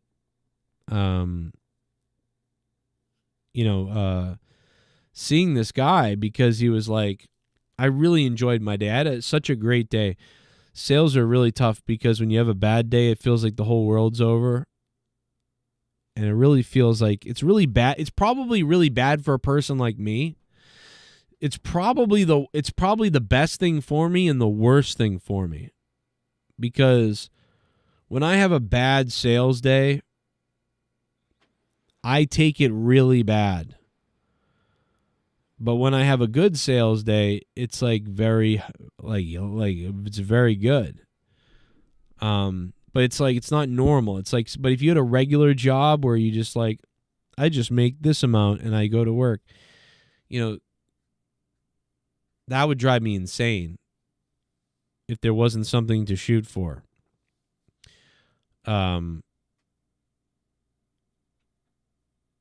But at the same time, the risk in sales is like, there's a risk that you're going to have a bad day. And then if I had it, they'd probably tell me not to do it. But I had a great day the other day, and it was very funny.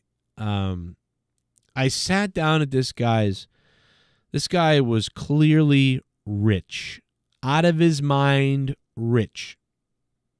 This guy's out of his mind rich, guys. Now, keep in mind, I really didn't have a lot of selling opportunities for 3 weeks, okay? Because I was sick 1 week, didn't go to any appointments, and then 1 week I only had 2 appointments, and then the next week I was busy, so I couldn't work that job, the third job that I have. And so I really didn't do much. So in 3 weeks, I only met with 2 people, or three people total in 3 weeks. And on average, if you meet with 5 people, you sell 1. If you meet with 5, you sell 1. On average.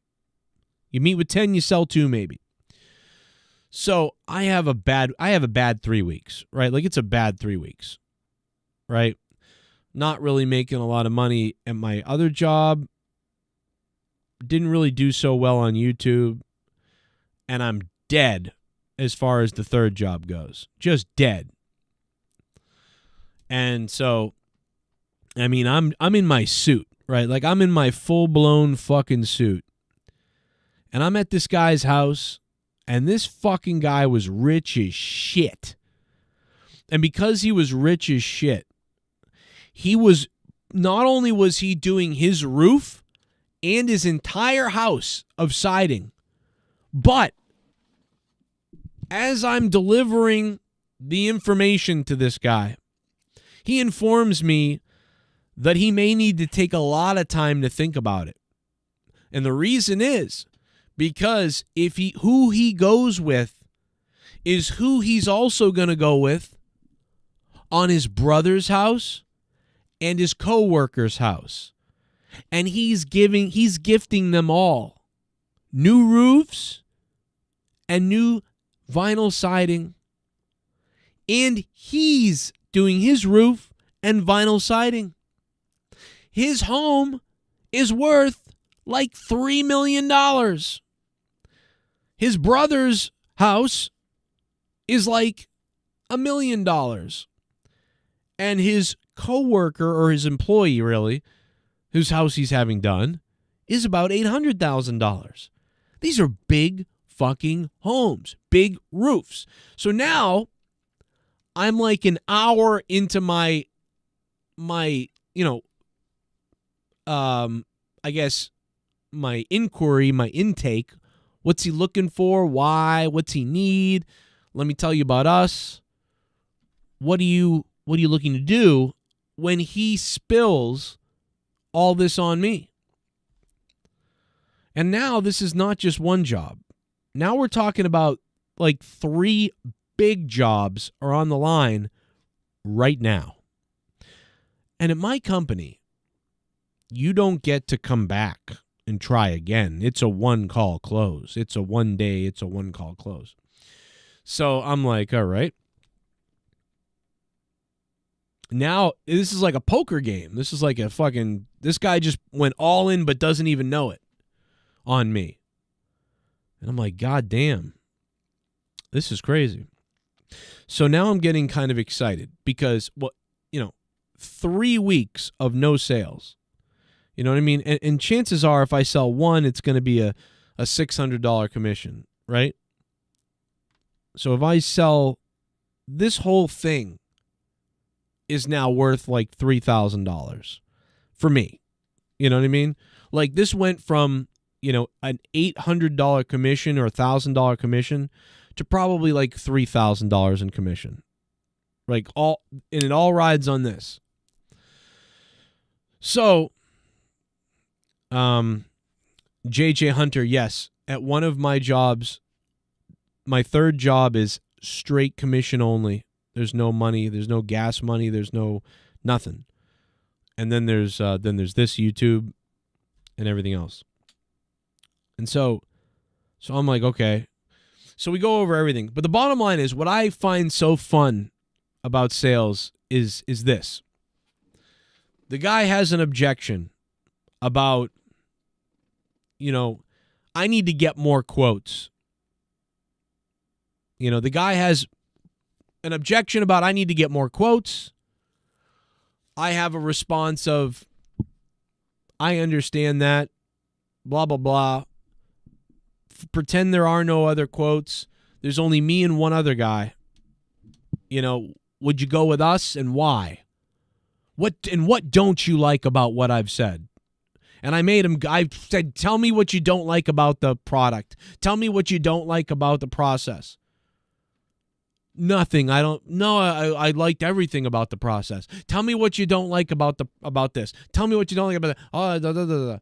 Nothing. So you're confident in the process. Yes. You're confident in what we're going to do. Yes. Do you like the fact that we're going to get it done like quicker than the national average right now on this type of job? People are like 6 months out, 3 months out. We're going to be able to get in here in 30 days. Are you happy with that time frame? Yes. Boom. Yes is across the board. What about price? Are you confident and happy with what you're paying for this? Of course, he's not happy with the price. You know what I mean? He says, well, I'm not, I think it's a little bit more than I expected. It's a little bit more than those other quotes that I got, right? And now I say, what was wrong? I asked you about our process, about these other things and these other things. What was wrong with the other company? What did you not like about them? And he told me. And then he even told me that he didn't really like the color that they were going to use on the siding, that they didn't have exactly what he wanted, but I did. So I said, well, they're out of the picture. It doesn't matter how much it costs. You're never going to pay thousands of dollars for have something that you think you don't like. That's crazy. They're out of here. Right? Yes. Boom. They're out. What about the other ones? The warranty. What about the rating? You didn't like that? You didn't like their rating? You didn't like their warranty situation? You didn't like their cost? You didn't like the fact that it was going to take them 90 days to do it? But your only objection with us is the price. How far apart are we? $5,000. We're $5,000 apart.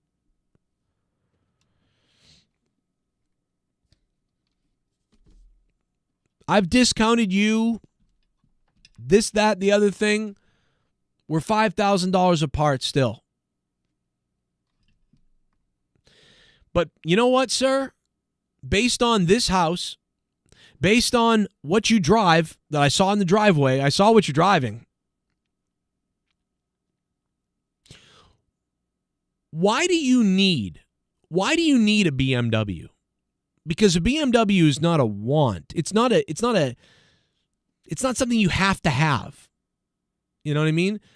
Why do you have this? Why do you have that? Because you expect a certain performance, and when you expect a certain performance, you'll pay for it. Why do you have that Audi? Why did you choose this chandelier? Was it you? Was it your wife? What was going on there? Oh, you wanted it to brighten up the room the way it does? Like you wanted it to just pop, this whole room to pop. Like when people walk in here, they go, wow, it blows up the room. It's spectacular. You paid more than you had to for a chandelier. You paid more than you had to for an automobile. Because it got you, the results you wanted. It made you feel the right way. It was the best. It was top of the line. We're the top of the line. I went through the whole thing. And this guy was loving it. And then he said, I really appreciate that. Still going to think about it. Just because I really do think everything is good. We're just so far apart. I can't justify it yet. I gotta get some more quotes. I got him another $1,000. I got him $1,000 off when all is said and done. I said, that's the absolute bottom line. I got to go. But then I said, you know what? I just kept pressing it. I just kept going back to it. I said, you can have another person in here, this, that, and you can have another person. You can just go on forever. Let me take care of this for you. Let me do this job for you. Let me take care of it for you. Let me get it out of your hair. Let's do this unbelievable job for you and your family and your employees. You're going to know me forever. You're going to be happy to just get this done with. You told me earlier it was driving you nuts. I was like, let's just do this for you. And then eventually the fucking guy just said yes. Because I just said, you know what? Just let me take care of it for you. You don't want to go through this anymore. It's $4,000, but it's the best. Let me just let me take care of it for you. Let's get it done. And I stuck my hand out. And the guy shook my hand. And his check cleared the other day. What was today? Monday? Today's Tuesday. Check cleared. I got the call that the check cleared and the date was set. I called him and said, here's the date. And he's ready to go. Because, you got to worry about someone canceling. And I was like, yeah. Like, let's go. What other fucking job is there that you can go through all that shit and you can be in a suit and you can just stick your hand out and say, let's just take care of it for you. Like, what the fuck? I went through all this other logical shit about why we're better and we're going to work and got him to say yes and none. And he still wouldn't say yes, though, at the end. He still, no, I don't know. And then you just go, let me just take care of it for you. And you stick your hand out. And the guy goes, all right. And then he gets giddy and laughs, and we're laughing, and we're excited, and we're signing documents together, and we're fucking singing Kumbaya, and we're sucking each other's cocks. Like, and it's crazy. And then he's calling his wife and telling her and calling everybody, and like, he's in my kitchen now. The fucker got me. He got me, he's a good guy, And next thing you know, you got all these friends who are rich. And you're like, what the fuck am I doing?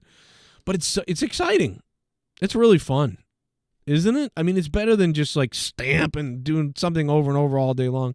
But man, I'll tell you what, when you don't do well, you want to kill yourself. Like, you're like, yo, let me jump off a bridge.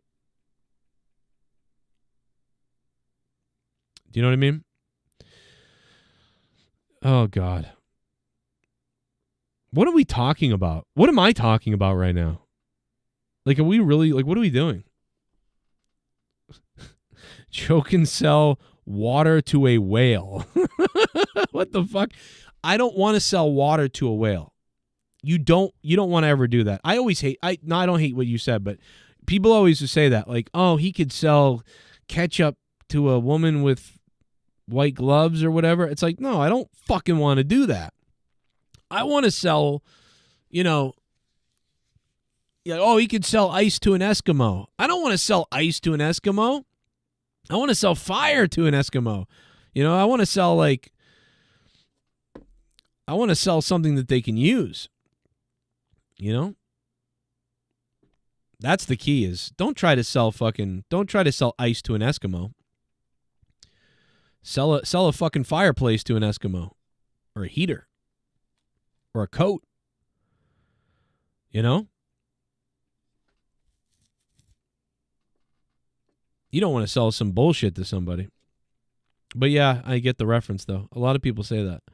One of the funniest other ones that ever happened was when I was working with I think it was cell phones. I was working with cell phones, and I went through, like, if you're in sales, like, you've got to do all these things. But like I was selling cell phones, and I'll never forget, this guy didn't want to take the screen protector because the screen protector is $60. $60. And I go in his daughter's phone, and I fix all the things in the phone in his daughter's phone, and I get the new phone, and I get it all together, and he's like, "Oh, thank you. Like, we haven't been able to figure that out forever." And I'm like, "Yeah, it took a little while, but whatever." But like the phone that I sold him made like no commission. It was like fucking $10 or something. You make $10 for selling this phone because it's a piece of shit. And I'm like, oh boy. But the screen protector and the charger are half commission. So if the screen protector if the screen case and protector, you get half of that, which like are $60 and $40. So 1640 is 100, half is 50. So I'm like, okay, this phone made me no money but $10. I had to work on this for like 15 or 20 minutes. During that time, the guy next to me has sold like 2 fucking phones to people, and they're he's probably made $200. And I'm sitting here dicking around with this, but whatever. But so like, I'm like, I tell the guy about the screen protector, and if you put the screen protector on, it comes with this warranty where if you bust the screen on the phone, they're actually going to give you $100 back or whatever. And I'm telling him all the reasons why he should have it. And he's like, no, thanks. No, I'll just get one online or whatever. And then I'm like, where do you charge the phone? Because the chargers you use for that phone aren't the chargers you want to use on this brand new phone, because there's a lot of difference, and you'll end up damaging the phone over time. So you don't want to do that, right? I say, so you don't want the phone to be ruined by the old chargers, right? And he goes, well, no. Yeah, I mean, no, but we've got chargers. So he basically ignored what I said, then said we have chargers. And I'm like, okay. He didn't fucking hear anything I said. You're not going to use those chargers, though, right? Because you don't want to ruin the phone?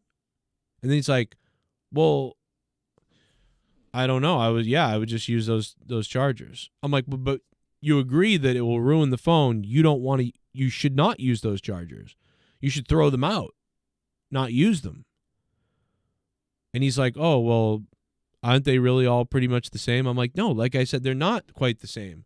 They're older Chinese chargers probably that you got on Amazon, and they're going to destroy this phone over time most likely. So you don't want to use them. And he sort of doesn't. He's like, all right, well, yeah, I mean, I don't know. We'll get one eventually or something. And I'm like, but, well, I have one here that's going to work with the phone. And so then I explained that to him. And I put the fucking charger down. So, yeah, you're going to want this charger.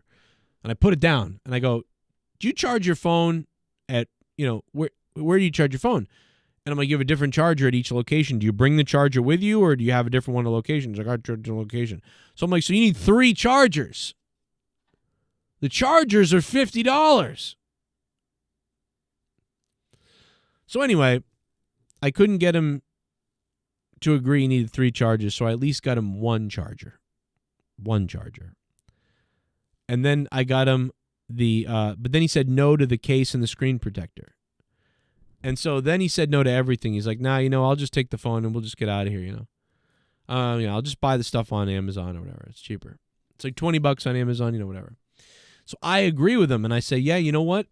These are all like $20 on Amazon. But this one comes with that warranty. And then this is the case that she picked out. It's the better one. You're here, you're buying the brand new phone, you're spending all this money on the phone. You should get the best gear for the phone. He's like, no, I'm good. And I'm like, oh, I understand. It's definitely a lot more money than Amazon. It's a little bit more. You're spending more. But, because you value the phone a lot, you're really going to want to whatever. And so he objected 3 or 4 times. And then, bro, I'm telling you, the funniest fucking thing ever. He says no again. And then I said, why don't you just take it?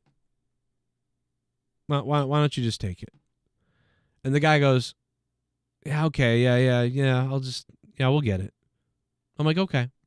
And I rang the sale. like, what the fuck, bro? Like, what the fuck? That was my last attempt, right? Because I don't want to harass anybody. I don't like being the harassment sales guy whatsoever. It's fucking stupid. I don't like that. But he said no 2 or 3 times. And then I went to the last thing, which is, I got the case, I got the screen, I'll put it on for you. I'll put the screen protector on for you. I'll give you the charger. You got everything. Why don't you just take it? Why don't we just do it? The funniest thing about this is I have it on recording because I was recording a thing where I was like, I was training on something and I was recording it. And I left my phone on and I recorded it. So I listened back later. I went, oh, I got that on recording. And I went back and listened to it. And it's the funniest fucking thing to hear the guy go, okay. Like, why don't you just take it? It was just really funny. That's an old Brian Tracy thing. If you've ever listened to Brian Tracy, if you like, you got to listen to Brian Tracy on sales. Like, it's the best stuff ever. But it's just like so fucking funny. Like, no. Why don't you just take it? It's the funniest fucking thing in the world. No one needs 3 chargers. Yes, you do. If you're at work and you need to charge your phone at work, you need to charge your phone by your bedside, and you need to charge your phone somewhere else in the car charger, that's 3. Car charger, work, at home, that's 3. I got 3 chargers. I got a charger next to my bed. When I go to bed, I charge it. I got a charger in my car when I'm driving to work. I need to charge my phone. It's in the car. And I got a charger at work for my phone when I'm at work. 3 chargers. And sometimes people don't even realize they got them. I go, how many chargers do you have? They like 1? I don't know. I'm like, do you charge your car in the car? Yeah. Do you charge your phone at home? Yeah. Do you charge it at work? Yeah. Do you carry the charger around with you to all 3 of those places? No. So how many chargers do you have? Oh, I guess I have 3. I guess I have 2. Oh, okay. And you agree that you cannot use that old charger on this new phone.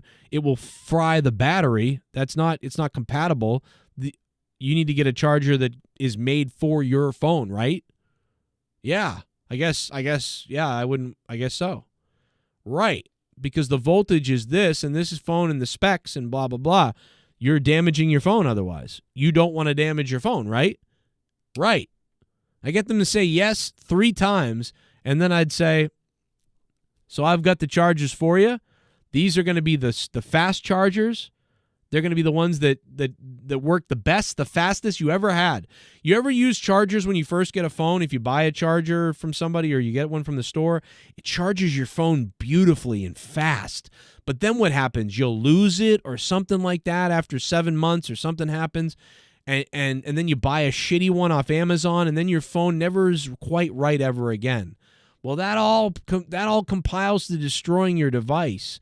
And it's like nobody talks about it. Nobody talks about how fucking disastrous it is to buy Chinese phone charger number 7 as opposed to a name brand model that's made for the specific device that you're using. That's what I have here for you. So I know that they're on Amazon for $29.99, but you wouldn't buy a tire that damages your car for half price. You'd be like, that's stupid. Give me a real tire. Same thing with your chargers. So let's get you the right charger, right? Cool.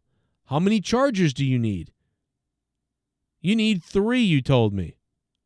So I get them to tell me how many chargers they have before I ever start telling them I'm selling you a charger.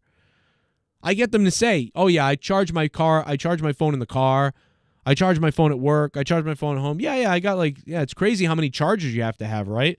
Yeah, I've got 2 or I've got 4. Yeah, it's pretty crazy. So then I grab a charger, boom, grab a charger, boom, grab a charger, boom. That's $150 in fucking chargers.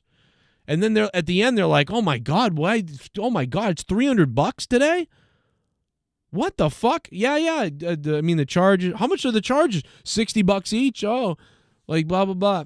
Yeah, but you agreed, the chargers, these are valuable, and you're not using the old chargers. You can't do that. You'll screw up the phone. You might as well take this phone and just bash it into pieces right now. No, you need these chargers, right? So you use it against them because it's logical. You make it logical. If you can make it logical and make it make sense to somebody, they're going to agree. Now, listen, if the guy doesn't have all that money to spend, and he says, "Oh my God, I can't get 3. I'll get 1." I'll say, "Listen, yeah, you can get 1, or I can give you a discount, and then you can still get at least 2 of them, the car one and then the other one, because the car one's really important. You're going to be in the car all the time, unless you have wireless charging in your car, which then that's okay. Maybe you don't need one, but." And I would just go, and that stuff is always fun to me. You know what I mean? When I was a kid in 2000, when I was a 19-year-old in 2003, and I used to deliver auto parts, and I would deliver auto parts to these dealers, to these, automotive places or whatever. And I was just the delivery guy, but I used to get angry delivering auto parts. I used to get angry at the traffic. I used to get angry at the monotony of the whole thing. So I would go into these mechanics, and I'll never forget I had more fun trying to collect their bills that they owed us.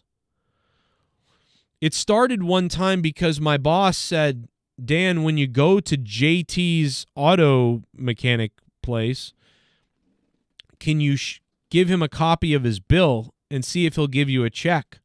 He owes us like $7,000. And I'm like, holy shit. Like, these people owed backlogged fucking, shit from forever. And it would become like a runaway freight train because they would be on credit. And then they would get so crazy that they wouldn't have the money to keep up anymore. And they would owe our company like all this money, and it was like crazy. And so I went to this one guy. So then it became like a fun game for me, because one time I walked up to the guy and I said, hey, my manager said that you owe us like, $5,000 or whatever. He was wondering if you could get a check or get payment for some of that, like use anything, And the guy was like, oh, yeah, let me see. He's like, yeah, let's take care of this today. And he writes $5,000 check and gives it to me. And I'm like, what the fuck? Holy shit. Okay. So I take that back and I bring that to my manager, and he goes, holy fuck. He goes, you got him to pay the whole thing? Now, I didn't get him to do shit. The guy just gave me $5,000. I didn't have to do shit. The guy was ready to give it to me. He was like, oh yeah, I do owe that. Here you go. No problem. Here you go. But my manager thought that I had done that somehow. He goes, I've been after this guy forever. Holy shit. Good job. And so then I was like, huh. So then when I started saying like, what do they owe to my manager? I started being like, well, what does Billy Biff's auto service owe us? Oh, $2,500. I'm like, all right. And I'd be like, hey, my manager's looking for the, what you owe. And he's like, well, I can't really do that right now. He's like, but I can write you $500. And or like, nah, I can't. Nah. Oh yeah. I'll get to it or whatever. Okay. Well, could I just have something to go back to him with? Like, maybe like $300. Would you do that? Oh, yeah, I'll write you $300. That sounds good. And write $300. And I'd always go back with checks. And they started being like, oh, send Dan everywhere as the bill collector.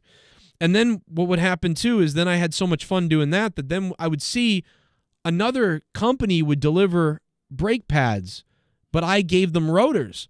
And I would say like, dude, what the fuck are you doing? Why are you buying brake pads from AutoZone when you're buying the rotors from us? What the hell's going on? And the guy's like, well, they're offering me like $5 less on the brake pads or whatever than you guys. And I was like, oh, so they're giving you a bigger discount. Yeah. But you use us more often though. He's like, yeah, but not when it's more expensive. And I'm like, oh, okay. I'm like, so if we were the same price, would you buy from us? He goes, yeah. And I'm like, okay. So I told my boss, and he said, I don't know, man. I don't fucking know. Call the owner to talk to him. So I call the owner in Boston.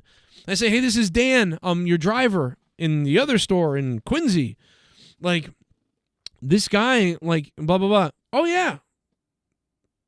I'll give him that $5 off on every part if he buys from us. As long as he's ordering more than 10 a week. And I'm like, oh, yeah, he orders like 10 a day. He's like, absolutely, we'll match that price. In fact, I'll beat the price by 2 cents. I'm like, okay. So I call that guy and I go, hey, Jim, whatever the fuck. You remember what you told me? He would, not only will he match the price, but if you order brake pads and the rotors together, he'll give you like whatever off. It was more than 2 cents. It was like 5% or something like that off the whole thing for ordering it all at once. I go, you order it all at once, it'll save you money. He goes, okay, you guys got it. I'll order all. I'll start off. I'll order it all from you. Cool. And so, bro, I was so excited about doing that. I was so happy and stimulated. I had so much fun once I turned my driving, deliver auto parts job into like, oh, now it's sales and it's collections. Like I had so much fun collecting bills and making sales. And the office reached out to me and said, hey, I want to put you on our sales team. And I was like, what? I didn't even know I was doing sales. I was like, what the fuck are you talking about? And then they had me ride with the sales guy. And it was so much funner than just like, I drive auto parts to place, drop them off, I go back. Now they were giving me a sales commission, they were giving me a collections commission, and they were giving me money for my car for delivery of auto parts, and they were giving me my delivery check as well. It was fucking crazy. What was I, 18 or 19 years old or something? And I was like, this is nuts. I think I was making $500 a week. And now that's not a lot now. But in 2003, for an 18-year-old, that was pretty good. It was like $580 or something. And then every month on the fourth week, they would give me a $200 check for just my car, for using my car. And then they would reimburse gas. So it was really a pretty good job. You know what I mean? When you can make about $580 a week times 4, that was $2,300. And then if you add the car payment, $200, and then they paid for all the gas, I mean, that was a $2,500 a week, a month. That was about it ended up being, after sales commission and everything, I think I was making about $37,000 in 2003, and that was really good. I never really made a lot more than that ever after that for a while. But I mean, that was a job that was fun. And it was weird because like I turned it into that. It never would have been that. It would have just been me listening to music, delivering auto parts. That's it. But then I turned it into like, oh, like we're selling stuff and collecting stuff too. So that was fun, man. I always think, find a job where you can do all that shit. And I was surprised that company was like, yeah, we'll let you do that, and we'll pay you more for it. Some companies would say you can't do that, or there's one or the other. But this was it's really fun when you find the rare time where a company will like kind of let you do everything or whatever you want. That's such a rare gift to get that, when you can do that. So that was really fun. Louis Erdinet, I love you, brother. Did I get a raise? At that job I did, yeah, essentially. Because the job was allowing me to make a commission when I sold things, and the job was allowing me to get a commission when I collected from them. So, yeah, you know.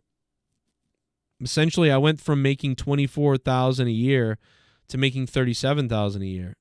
So I thought that was amazing. That'd be the equivalent of that nowadays would be like making $65,000 a year, but instead you're making $85,000 a year. You know, I guess something like that. I don't know, bro. Howard Stern went so far downhill. Yes, he has. I've never had a charger mess up my phone. All my phones have lasted until I decided to upgrade, but I'm an iPhone person, says Filthy. Yes. Yeah, I don't know how much truth there was to the whole charger actually destroying your phone. I just built that narrative on my own. like, you know what I mean? Because I would casually talk to people, and people would always tell me, like, I think this fucking charger ruined my phone. Or, these fucking chargers don't work. These fucking China chargers from Amazon, and they fuck with your phone, and they fuck everything up. And then if you actually do look at the research, they can mess up your phone. And they do say that chargers can mess up your phone in certain ways and certain ones. So, like, I didn't fully know the science of that and how real that was, but most people agreed with me on it. And I knew that I agreed on it. So when I brought it up to somebody, most people would say, yeah, those suck. Or, yeah, I've had my phone go to shit too, the battery, whatever. And people would all kind of agree on that. And then you could find articles about be careful what charger you use. So I don't fully understand the science 100%, but it seemed like most people were on board. And I was on board with it myself, for the most part. But like everybody else, I take a shortcut too. Sure, $20 fucking charger on Amazon, I'll just do that. I don't want to pay $60 for a name brand in-store charger. But like if you can get someone to sort of agree that, well, that charger's not good for your phone, then you can get them to agree to buy the good one. And so I wouldn't say I fully lied, but I would say that I don't think I was factually inclined either. So, you know, Joe's brain needed a recharge here tonight, and look at it now. I enjoy Joe's sales stories. The fuck is wrong with me? Mafia style.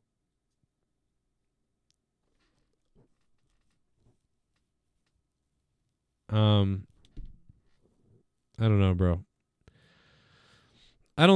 Thank you so much to Ghost from the Coast who dropped a $50 big one. I don't think this show tonight would have been successful had there not been a few donation bombs. So thank you guys. We did hit the goal of $80, $85, man. Thank you guys so much for saving me the embarrassment of completely failing tonight. I think it was a pretty okay little babble that I had tonight. And if you missed the Beetlejuice talk, go back and watch from the beginning. I talked about, Beetlejuice at the beginning of the stream for like 30 minutes. No real spoilers in it, so enjoy it. But I do recommend Beetlejuice, man. I think you should watch Beetlejuice. I think it's worth it. I really laughed at a couple of times at the end, more than even the first. I don't think I laughed at the first one. I think the first one's a better movie overall and will last longer, but like the second one that I saw the other day, I laughed out loud hysterically at some of the ridiculousness that happened in it that I found funny for sick reasons. And I don't think I did not laugh like that in the first movie. It's a little bit different, but I like it. And I do think that 75% of you will enjoy it. I don't know the level to which you'll enjoy it. Like, that was okay. That was fun, kind of. That was good. I feel like you're going to feel that way. I liked it. I will definitely watch it again. I probably would buy it. I would probably buy it on Blu-ray. It's probably a 7 out of 10 for me. The first one's an 8.5 out of 10. This one's a 7. I had fun. And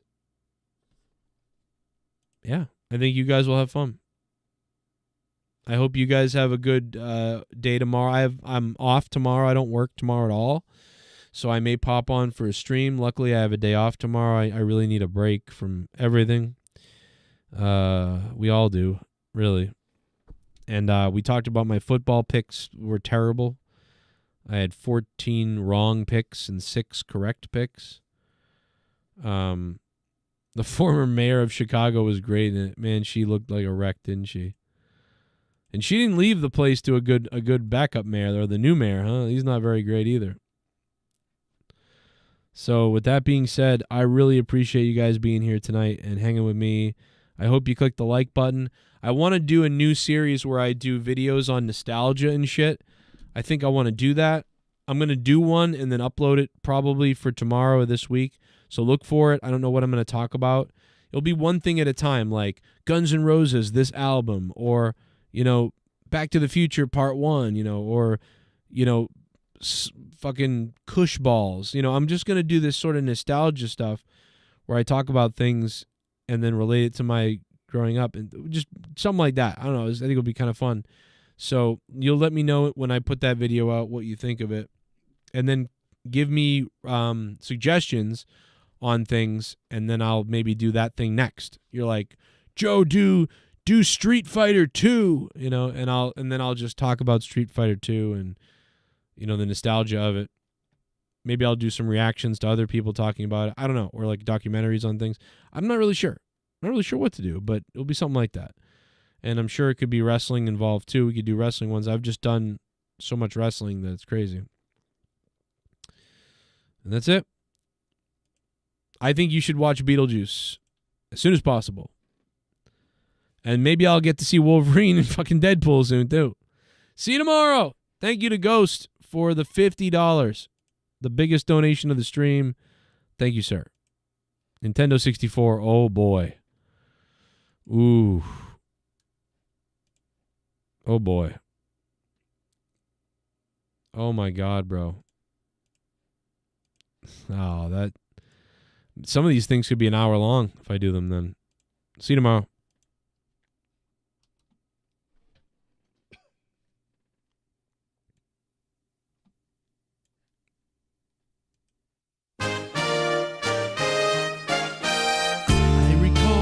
Time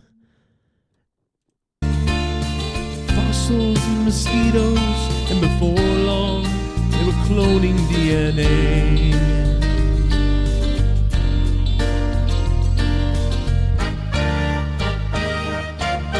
Now I'm being chased by some raid velociraptors. Well, believe me, this has been one lousy day.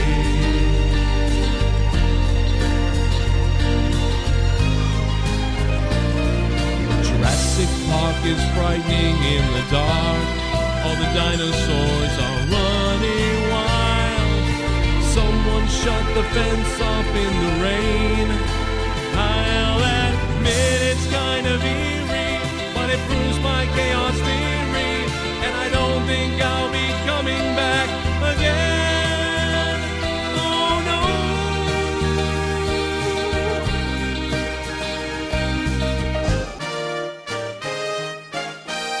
I cannot approve of this attraction, 'cause getting disemboweled always makes me kind of mad.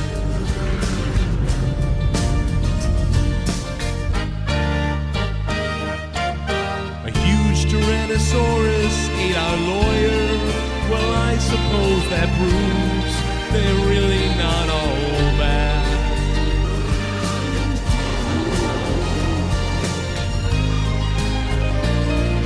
Jurassic Park is frightening in the dark. All the dinosaurs are running wild. Someone let the T-Rex out his pen. I'm afraid these things will harm me, 'cause they sure don't act like Barney, and they think that I'm their dinner, not their friend. Oh no.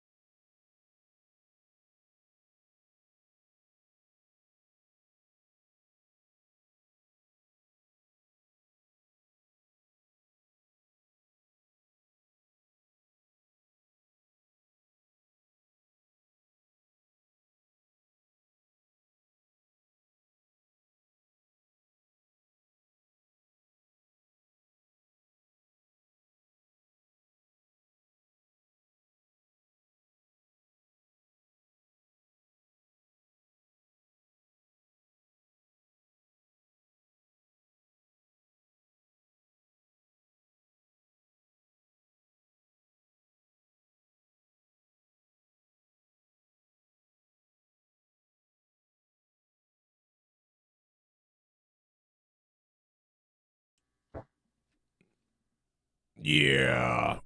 Matt Cologne, you want some dick, brother? What up, Dreamers Land? You can take over Raw commentary after the new Joe retires in 2 years. Yeah.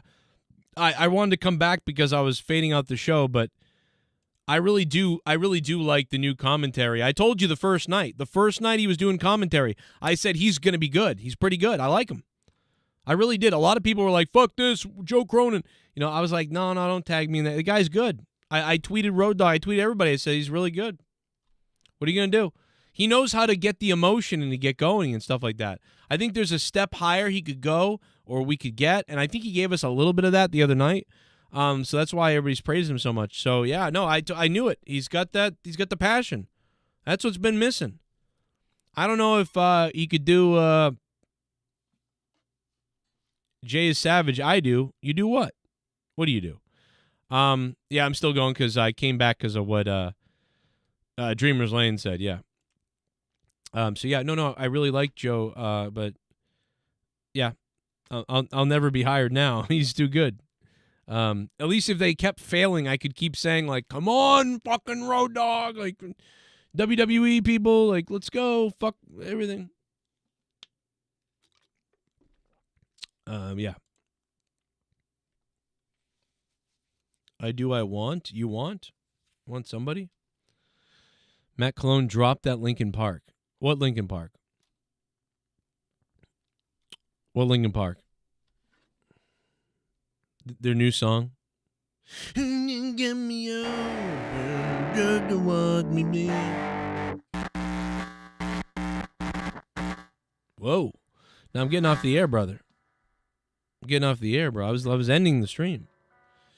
Let you got me open, just want me.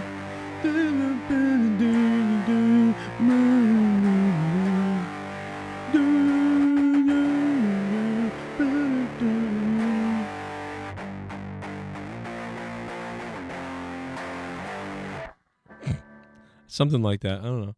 There you go. Joe, I still think you could be a good backstage interviewer. Yeah, that'd be fun to do that. The backstage thing, or color, or play-by-play, whatever. I'd love to be a heel commentator now too. That'd be fun.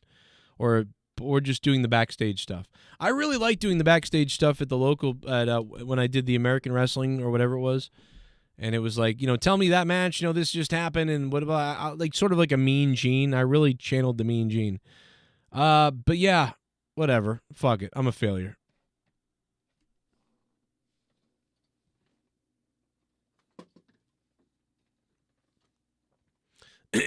Drop that Linkin Park. They just did. They dropped the whole. Aren't they dropping a whole album? Yeah.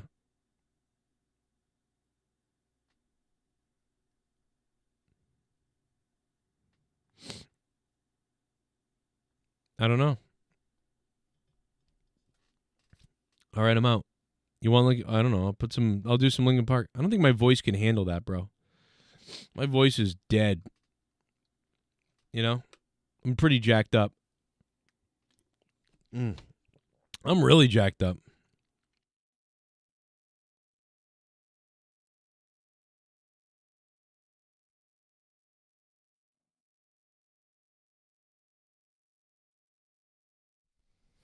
Like, I've been talking a lot this week, man.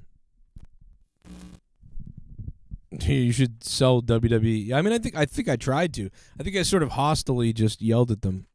I don't know. What I should be doing is working for a company with big sales and making more money, maybe. That would probably be the better thing to do, But yeah. I love you guys. Oh man, Linkin Park, that's going to be Oh my God, bro. I don't think I got that in me.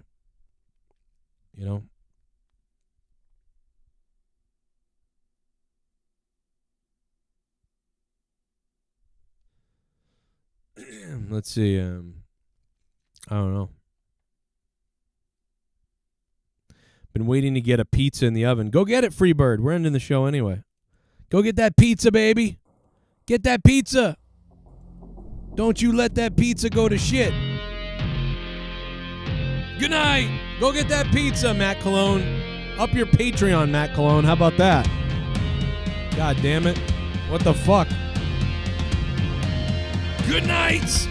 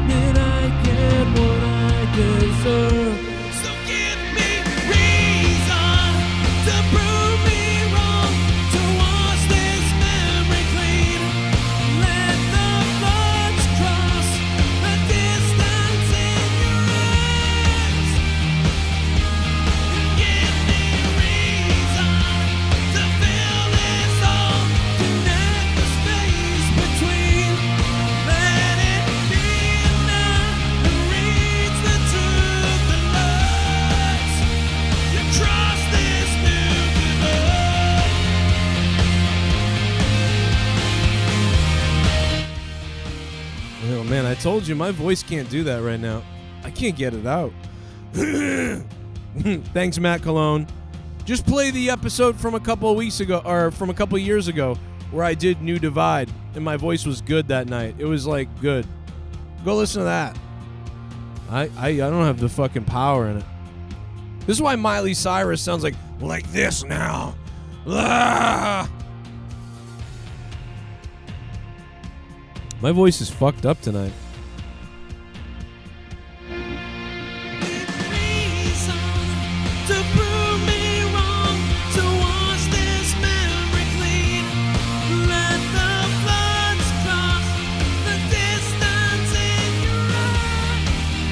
See? Something's wrong with my vocal cords. You hear that? Like, it just breaks. When I used to be able to do that. Holy fuck, bro. Wow. Shit. Also, like, oh my God, is it bad right now? Like, it's bad. Like, I can't even hold I can't even hold anything. I hate when that happens. It comes and goes, you know? Apparently, I'm supposed to have some kind of surgery, but I'm never doing that because I'm not, you know. They're like, do you sing in a band? Do you need to have surgery? No. Okay, don't. All right. Just don't sing. Imagine if I got hired by WWE and then I lost my voice.